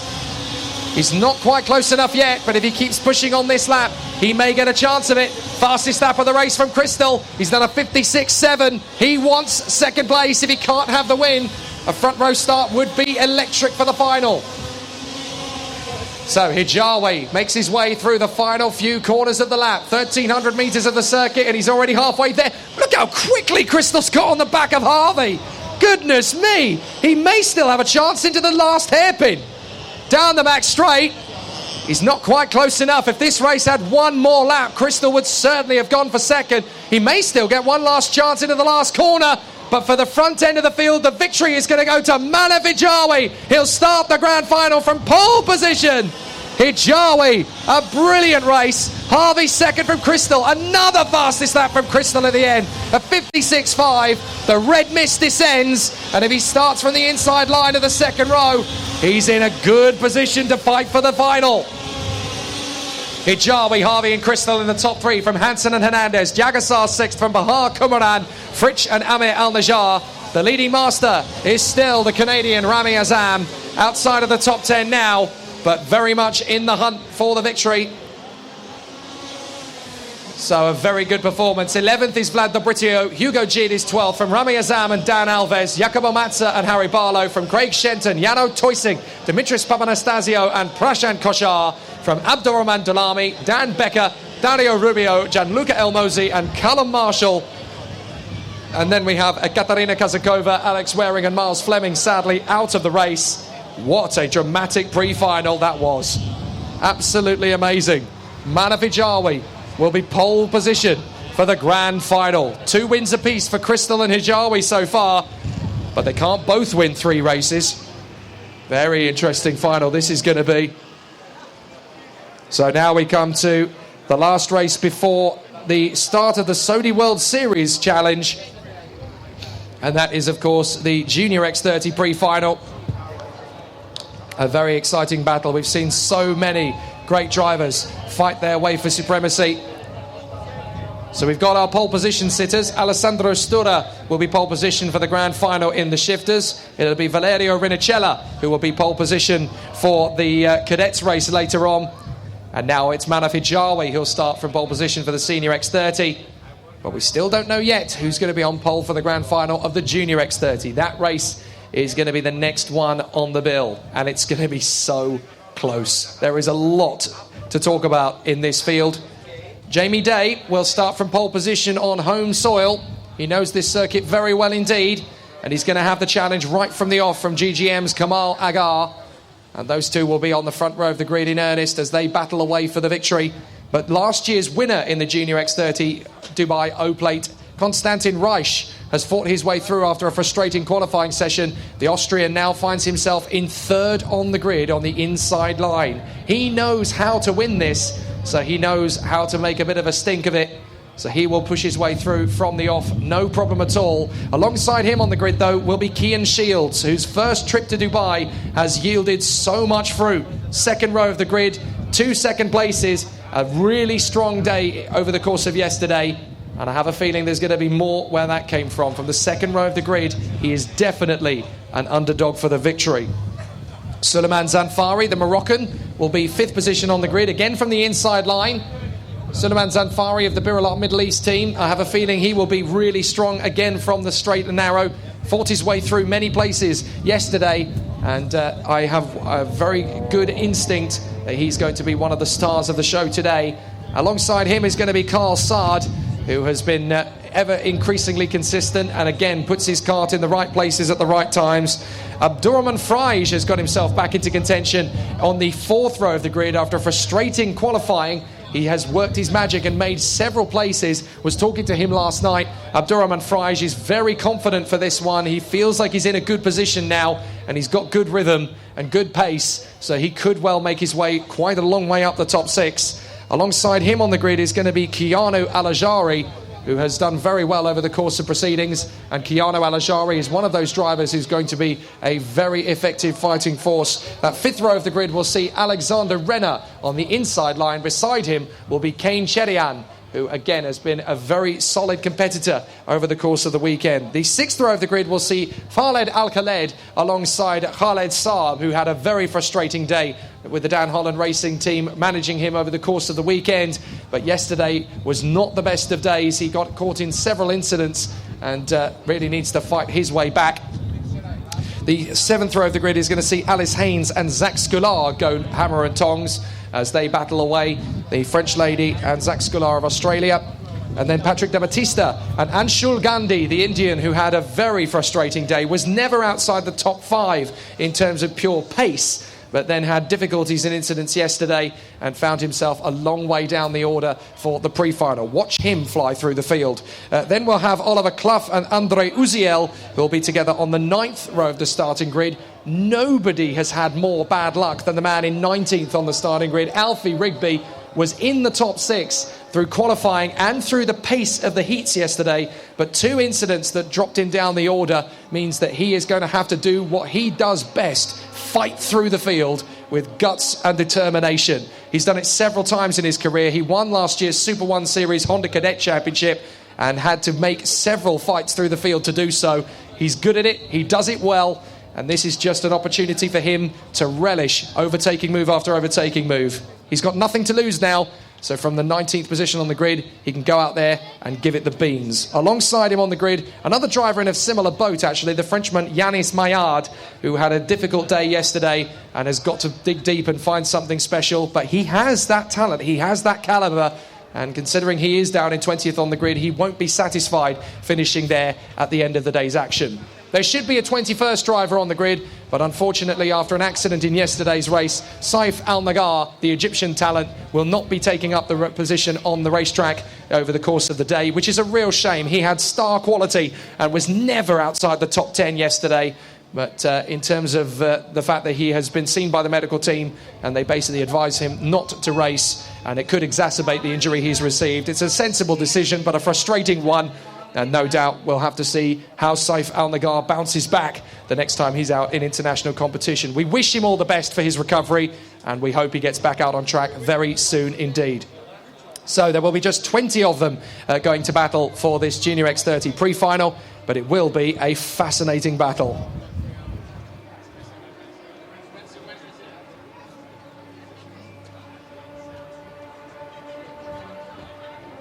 So the battle is going to be a tough one. 14 laps to go. The echo of the horsepower on the Dubai Kartdrome wafts over the circuit. It's a wonderful backdrop.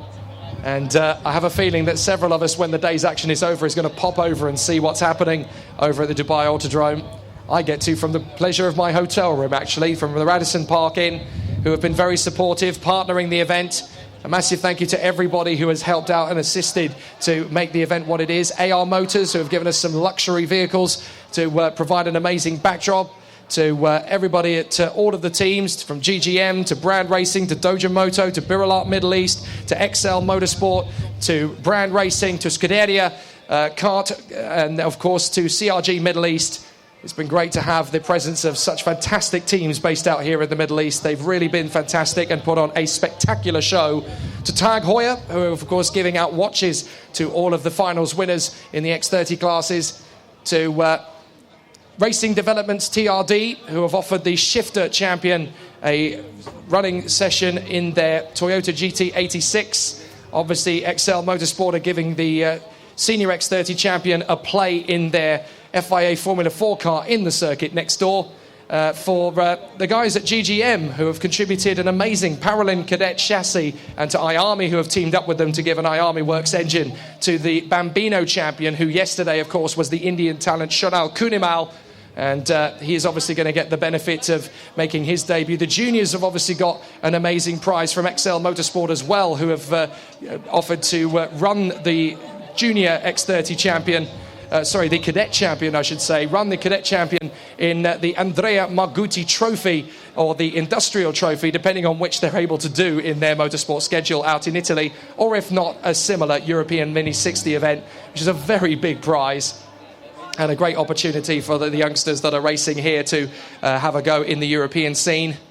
To Rack Track, who have always been very supportive of the Middle Eastern racing scene. Obviously to everybody here at the Dubai Kartdrome. To Birilat, who are offering to run the Senior X30 champion in the IAMI International Finals at Le Mans, which is a very big prize indeed for a lot of these karters, many of whom will never have competed in the International Finals, which is the equivalent of the IAMI World Championships. And of course, to IAMI, who have given all of the X30 drivers a ticket to the World Final when they win later today. Absolutely incredible. We still have the spectacle, of course, of the Saudi World Series, which is the Arrive and Drive Championship. The seniors category is competing here today at the Dubai O-Plate. And they have not sat in those karts at any point over the last couple of weeks. They've been hidden away. None of the drivers have had anything to do with those karts until qualifying, which will be after this race. And I have to say, it is an absolutely brilliant spectacle that we'll be treated to as a result. And I'm really keen to see how the Saudi World Series compares with the spectacle that we have in the X30 categories.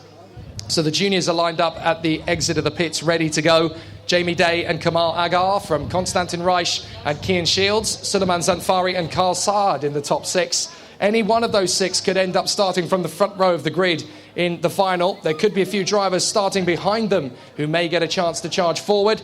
From the fourth row, Abdurrahman Fraj and Keanu Alajari, Alexander Renner and Kane Cherian. From Fahad Al-Khaled, Khaled Saab, Alice Haynes, Zach Scular, Patrick De Batista, Anshul Gandhi, Oliver Clough, and then, of course, Andre Uziel, Alfie Rigby and Yanis Mayard, who are all going to want to charge their way forward. There's going to be lots of overtaking in this one. There are several drivers out of position and will want to charge their way forward.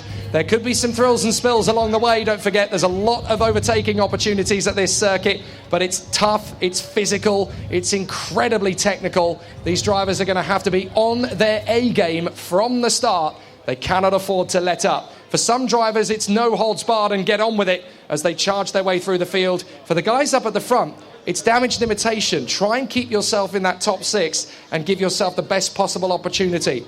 the best drivers with a chance to go for the final victory in terms of grid position will be those on the inside line of the first 2 rows, and possibly the driver sort of starting towards 4th or 6th position. They could be out of the war zone through the first corner. So anybody starting in that top 6 is going to have a chance of the victory. But we've seen drivers come through this field pretty rapidly and make up some big places. So the likes of the drivers further down the order, the likes of De Battista, Gandhi, Rigby, Maillard, they still have a great chance to get themselves up towards that top 6. It's a long race, don't forget, 14 laps. Can we please have drivers 371 and 363 to the steward's office, please? 371 and 363. Can you make your way to the steward's office, please? That's 371 and 363. Thank you. Getting ourselves ready for what is set to be a really exciting race. The Junior X30 battle is going to be very tight, very tricky. And there's a lot of talent on this grid, not just from here in the United Arab Emirates, but also from all over the world who have travelled to come and compete for a ticket to the IAMI International Finals. And of course, for one lucky driver in Junior X30, there will also be a chance to run with MLC and Dojomoto at the IAMI International Finals as well. It's going to be really exciting to see how well they fare. And it could be any one of the drivers within the top 6, could even be somebody starting further back. There's every chance we could see a real sting in the tail for many of the opponents on this starting grid. The sunshine has come out, the mist that we had to start the day has now cleared, and it's a bright winter morning here overlooking the Dubai Kartdrome, and a wonderful scenery greets us as the heart of Dubai Motor City greets us with the beautiful architecture, the amazing new modern landscapes and buildings that have been put up here in the last few years, and of course the mosque overlooking the circuit just off to the far left. It's beautiful scenery that we have here in Dubai, a wonderful country full of amazingly welcoming people, and it's wonderful to be part of such an amazing international spectacle. Those of you listening at home, you need to save up and get some dirham and come out here and experience it for yourself. It's a wonderful event, and I hope it really does continue to grow and increase as an international motorsport event. It is really potentially the jewel in the karting calendar for the winter, and not a bad event to get things started up in January in a fine fettle. We're really looking forward to this one as the Junior X30 cars come out onto the circuit. The karts are out and ready to go racing, as the drivers are now warming up. Jamie Day and Kamal Agar from Konstantin Reich and Kian Shields. Suleiman Zanfari and Carl Saad from Abdulrahman Freisch and Kiano Al-Ajari. Alexander Renner and Kane Sherian from Vahed Al-Khaled and Khaled Saab. Alice Haynes and Zach Skular, Patrick De Battista and Anshul Gandhi from Oliver Clough. Andre Uziel, Alfie Rigby and Yanis Maillard. 20 drivers all bidding for a ticket to the IAMI International Finals in October. They'll have a long wait for it, but what a prize it's worth. So they're under yellow flags, of course, as they run into their tram lines down the back straight. They form up in position as Jamie Day and Kamal Agar manage to get them all starting to form up. The crowds are clamouring onto the balcony now as they get ready for action in what promises to be one of the most intense classes of the Dubai O-Plate 2019. This one will be tough to call. The drivers getting themselves up to speed very shortly indeed. Day, Agar, Reich, Shields, Zanfari, Saad, Freisch, Al-Ajari, Renner and Cherian in the top 10. Plenty outside the top 10 who could make a play for it as well. The engine revs rise, and we're racing in the pre-final of the Junior X30 Dubai O-Plate. Up to the first corner. Terrific start from Jamie Day. No problem at all, but a charge forward for second and third position. Yellow flags already. And there's a bit of a spin in the mid-pack. I think that's Alice Haynes that's gone around. Joining in at the back of the field once again. But there's a very tricky position now for the drivers as they form back into their lines as they go through 5 and 6. Just the one spin through turn 1. Looks as though everybody else is okay. We'll keep an eye on it towards the back of the field. But as they come under the bridge for the first time, up towards 9 and 10, it is Jamie Day trying to battle his way around the circuit. A terrific getaway from Jamie Day as he holds station at the front end of the field. That is exactly how he wanted it to go. The rest of the field still squirming around. Up to second position, that is Konstantin Reich. And in third place, that is Kamal Agar in front of Kian Shields, who remains in the top 4. Crucial at this stage of the race as they come over the start-finish line. So it's Day who leads. Reich second. Agar is third from Shields in fourth place. They dive into the first corner. No major problems, but Konstantin Reich wants blood and takes the lead. Konstantin Reich into turn 2 grabs the lead. So Reich is your leader from Day, Agar, Shields, Saad, Renner, then Al-Ajari, Frij, Zanfari, Al-Khaled and Sherian from Saab and Gandhi. Alfie Rigby's up to 14th already. Very impressive stuff as they charge through the field rapidly. These guys towards the tail end are not going to stay there for long. Under the bridge, and it's Konstantin Reich with Jamie Day right behind him. Third position, Kamal Agar, and then it is Kian Shields, the flying Scotsman there in fourth position. Jamie Day goes for the lead and grabs it back. The side by side on the exit though. Reich gets it back, and now Kamal Agar trying to come around the outside of Jamie Day. No chance. Jamie Day hangs on a second place. Brilliant bit of jostling on the first lap. Kian Shields is in prime position there in fourth place as well. He just needs to keep himself clean and everything will be fine and dandy. Down the straight once again, Konstantin Reich leads dramatically here in the Junior X30 pre-final of the Dubai Oplay. Kian Shields making his bid to come forward out of the inside. That's a brilliant, bold move. Shields is through to third at least, possibly second as they come through to turn 4. Well, they disappeared from view. I'm not sure if that was Shields who broke through to second place or not, but certainly up to third, I think at the expense of Kamal Agar. So they're going to come under the bridge once again. Reich is your leader. Second place, it is Kian Shields. Absolutely terrific. No, it's not. My apologies. Shields is down to 5th position. So he's lost out there. Jamie Day still second. Agar is third. Who's that that's come through into 4th position? I think that the man in 4th place now is trying to pick out from a distance. I have a feeling that that is Keanu Al-Ajari who's come through. So Jamie Day charging after Konstantin Reich. Kamal Agar, Keanu Al-Ajari, Shields and Zanfari from Al-Khaled in 7th position. A very tough battle this is going to be now. So the battle continues. Reich, Day, Agar, Al-Ajari, Shields, Zanfari, Al-Khaled, Saad, Frij, Saab, Renner, Gandhi and Rigby, who's now to 13th place. Great progress being made. Once they come again, up to the first couple of quarters of the lap. And there is a bit of a battle now between Keanu Al-Ajari and Kian Shields. The first two have broken clear. Reich in the lead, Jamie Day in second, and third place Kamal Agar. Keanu Al-Ajari has pressure from Kian Shields. Still a long race though, 11 laps to go. Still plenty of drama to unfold. And a nice move up the inside from Shields. Bags fourth from Keanu Al-Ajari. Nicely done there into 14. So they come onto the start straight once again. Konstantin Reich still in the lead. Jamie Day is rapidly catching him. 57.3 from Jamie Day. Kamal Agar in third. Kian Shields now fourth in front of Keanu Al-Ajari. This is an absolutely sensational race already. Lots of overtakes, lots of battles. But this is now all going to come down to Jamie Day's raw pace, which so far is a good half a second faster per lap than Konstantin Reich. He may have broken clear, but Jamie Day knows his way around this place like the back garden of his house. He is absolutely charging after Konstantin Reich. Kamal Agar is third. Kian Shields won't settle for fourth. He's there in fourth place making his move. Now, if he can get into third position and stay there, that is a critical starting point for the race. The inside line of row 2 could give Shields a real chance to go for the victory. But Jamie Day is pushing after Konstantin Reich. He was 0.6 of a second quicker in the final lap. Absolutely brilliant out of the final turn. Kian Shields, the new fastest lap. Konstantin Reich is your leader, Jamie Day second. Alfie Rigby is coming through the field like a cat out of a bag. He's up to 11th place now as he makes up 2 more places on that one lap alone. So Rigby is about to break into the top 10. There's a warning gone out for the 282. That is Carl Saad. I didn't see any incident he was particularly involved with, but he's been given a warning for something.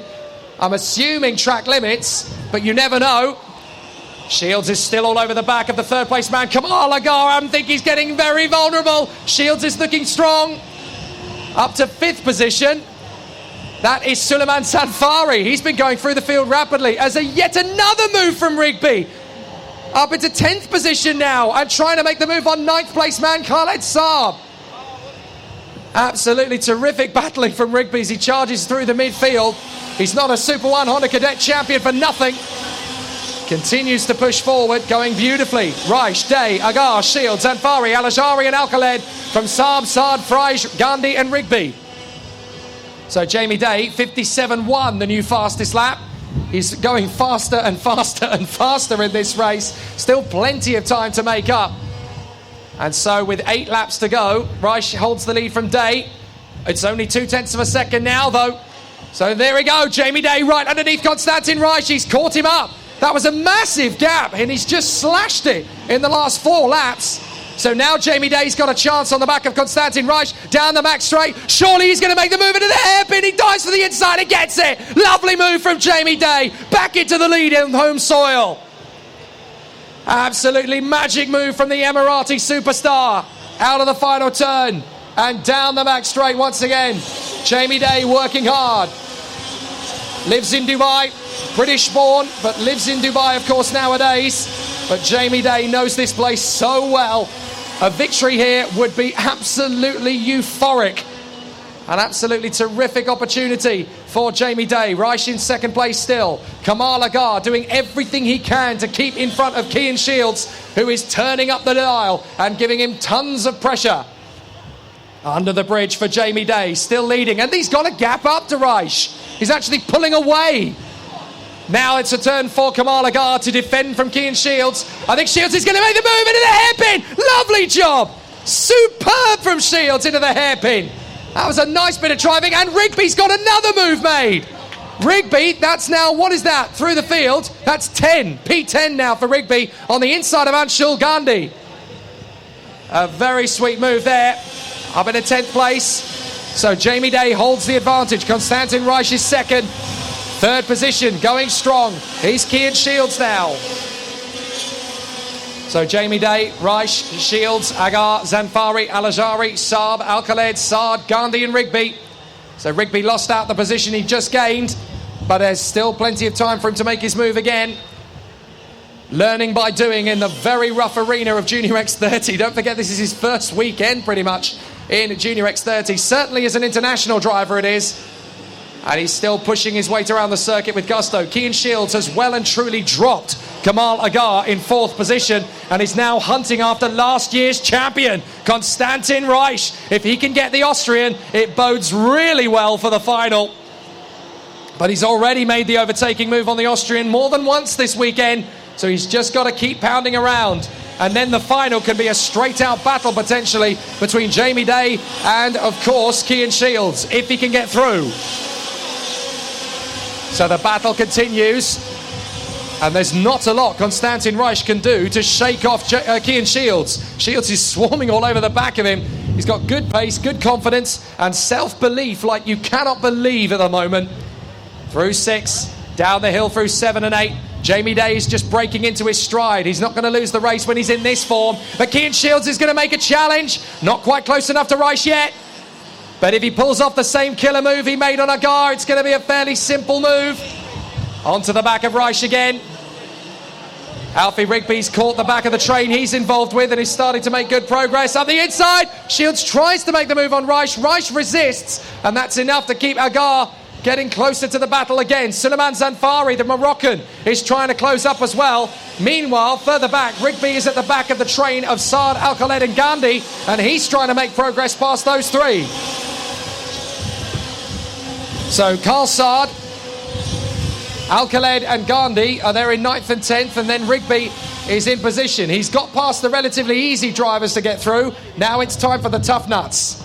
So he's going to push his way through. But he's going to have to work incredibly hard to make the progress. Jamie Day still leads the way under the bridge. A big lead now over Reich and Shields. Konstantin Reich in second place. Cian Shields still stepping up the attack.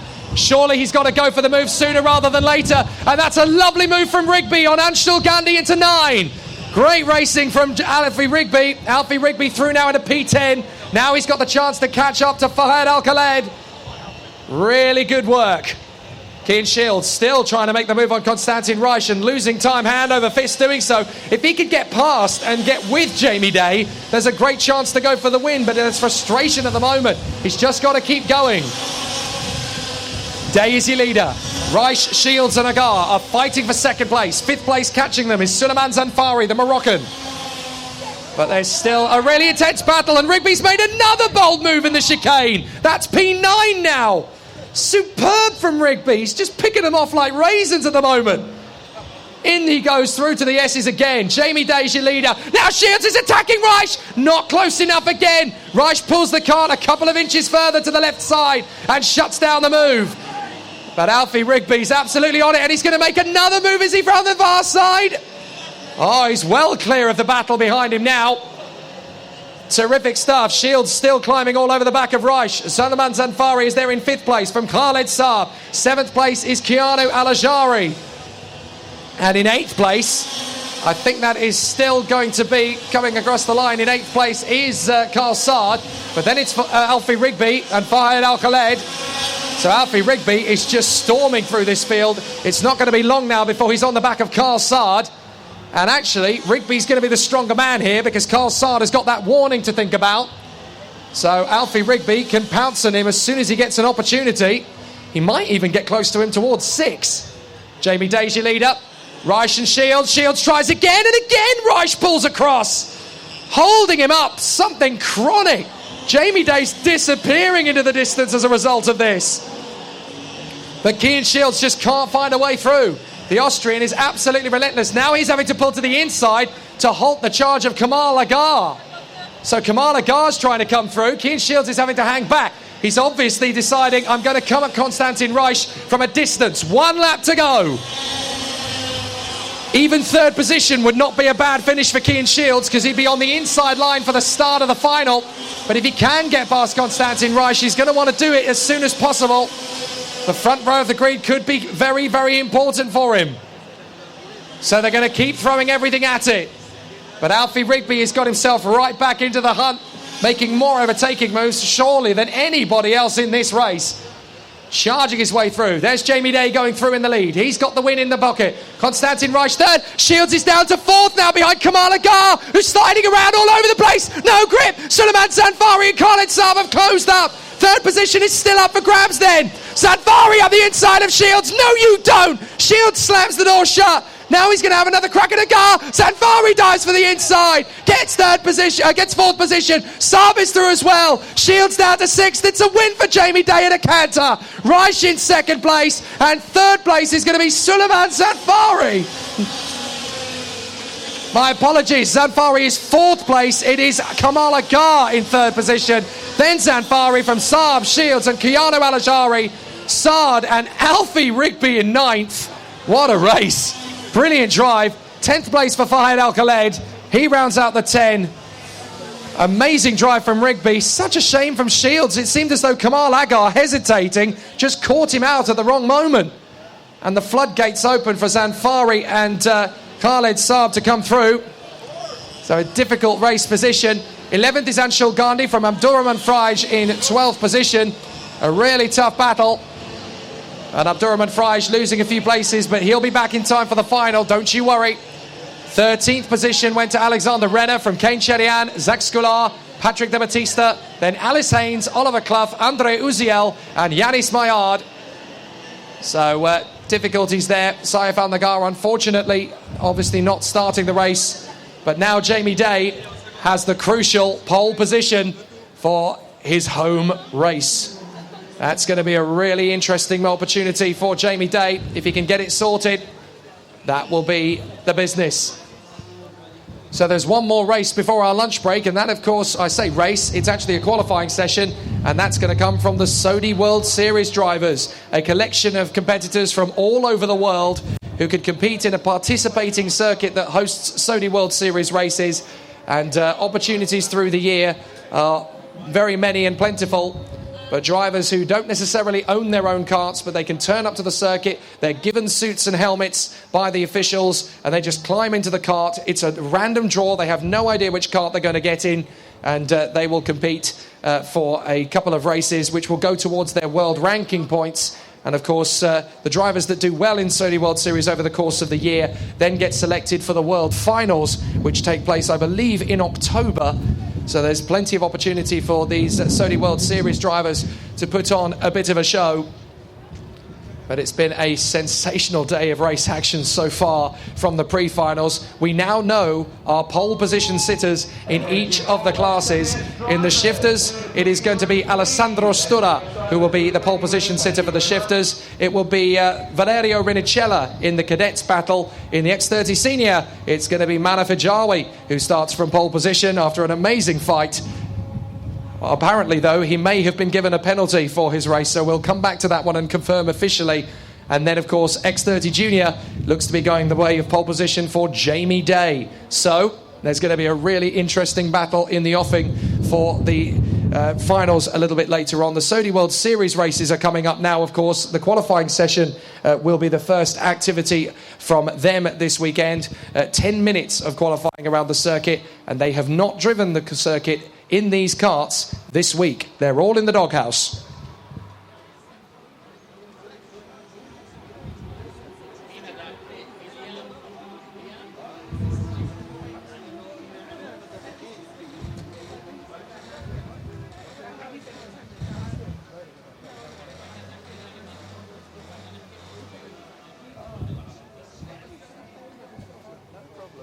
You know, I have to give you a lot of...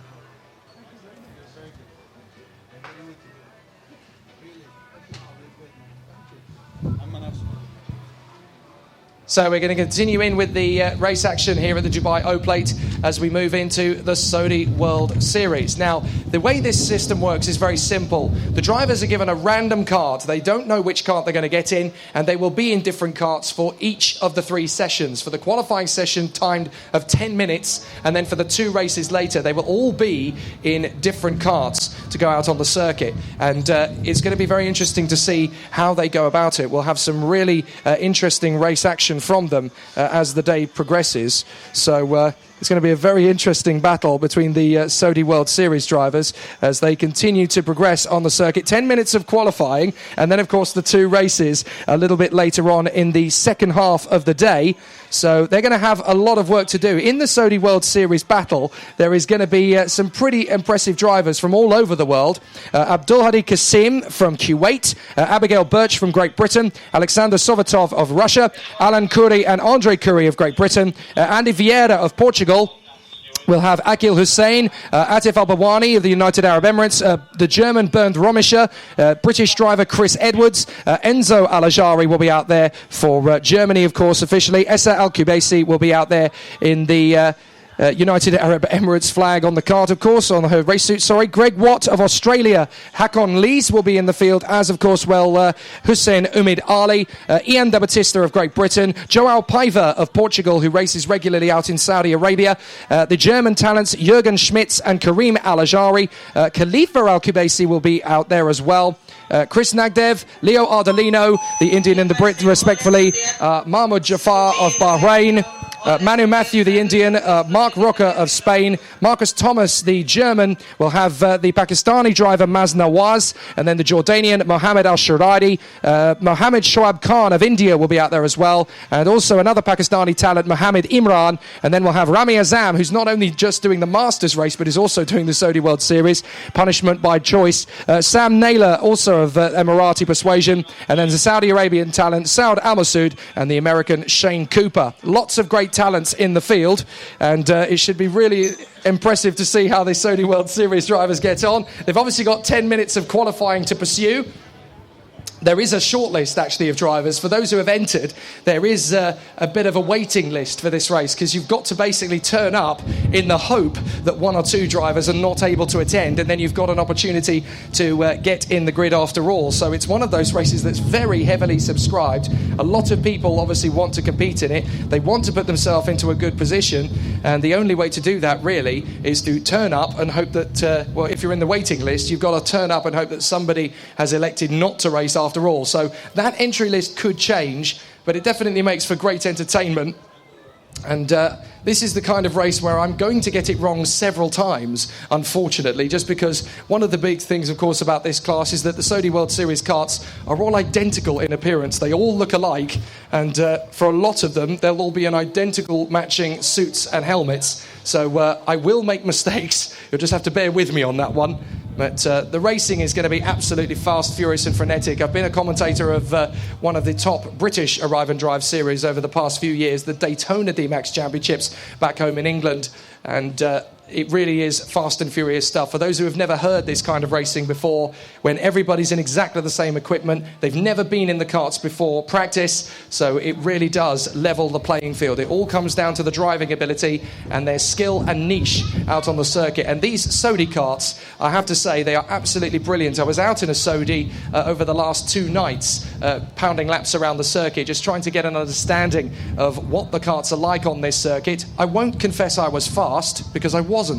But that's not really the point we're making. I now have a much better understanding as to how physical the circuit is, and you get a real appreciation for just how much punishment these drivers will take over the course of proceedings. It can be very, very physical.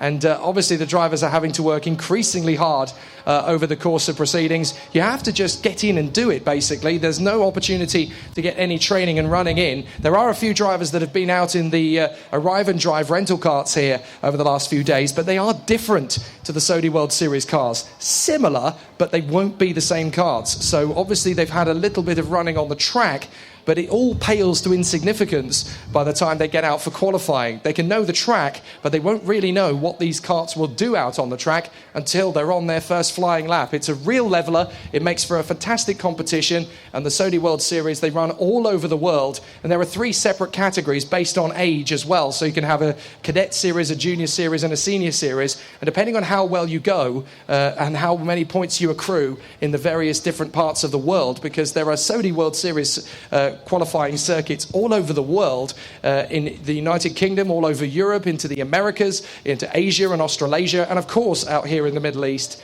I'm fairly sure there is a South African circuit as well, but there's so many qualifying opportunities, and people come from all over the world to compete in this championship. And it doesn't make a lot of surprise, really, to me, because effectively, if you're competing in the Sodi World Series, the only thing you're really having to pay for is the flights and accommodation. You don't have to pay for anything else other than the entry fee, and you're certainly not shipping a cart out around the world. You're not getting your racing gear out through customs and whatever. It's actually a very cheap way to do a motor racing world championship. So for a lot of drivers, it's actually a very cost-effective way to be part of a World Series. You don't have to haul your equipment around, just you. And it's a very cost-effective way of going motor racing. And there's a lot of talent in these grids. I've said it before, there's a lot of talent in karting, especially at Arrive and Drive stage, who, if they had the budget to go to Formula One, would probably have been very competitive. But because money is such a big thing in motor racing, you never really know just how far a driver can go when they've got no budget to play with. It can be very difficult to judge.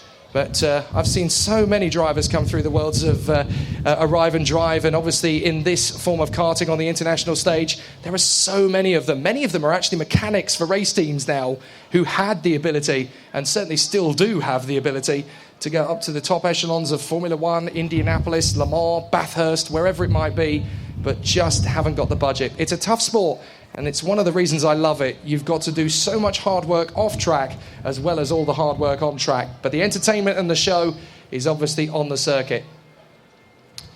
So we have all of the grand finals to come a little bit later on this afternoon. We are going to be broadcasting them live. If you're listening trackside and you're wanting to reminisce of all the great races, and if you've only been here today, you want to catch up with all the heats action from yesterday, you are able to do so if you like and subscribe on Facebook and Twitter to Downforce UK.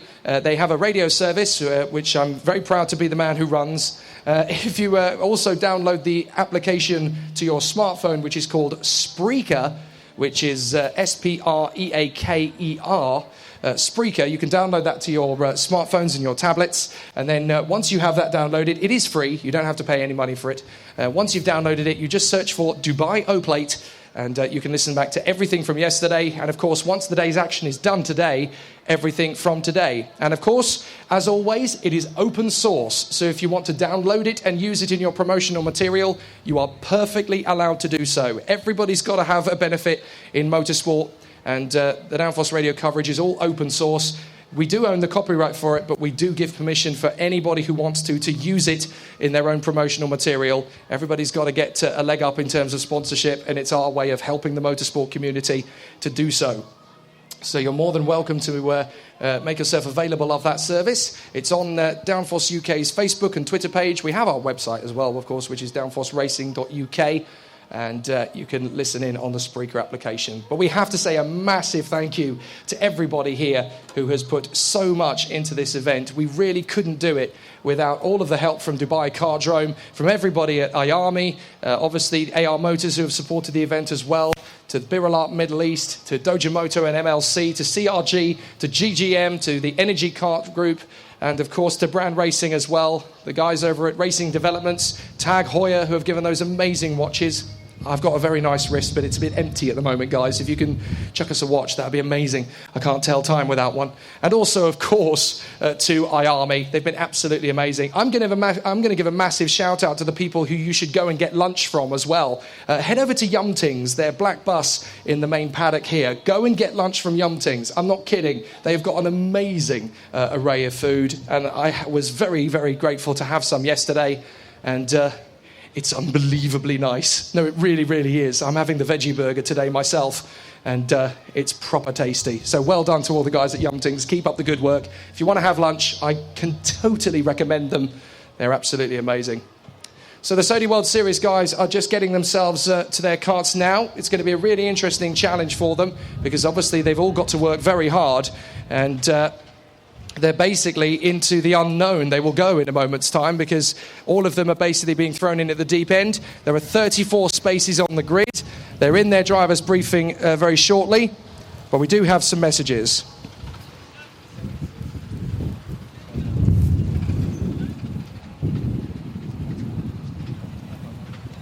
So attention paddock, can we please have the following drivers to the steward's office? 276 and 204, that's 276 and 204.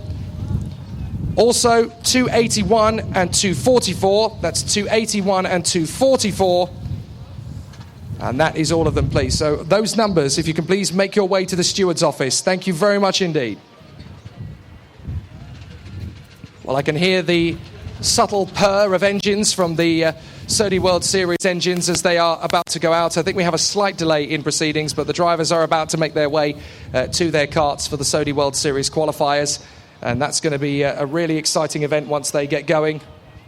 But obviously the majority of us are on our lunch breaks, so obviously the main championship teams are going to be working hard towards their lunch breaks. It is officially 12 o'clock, which is our pause point.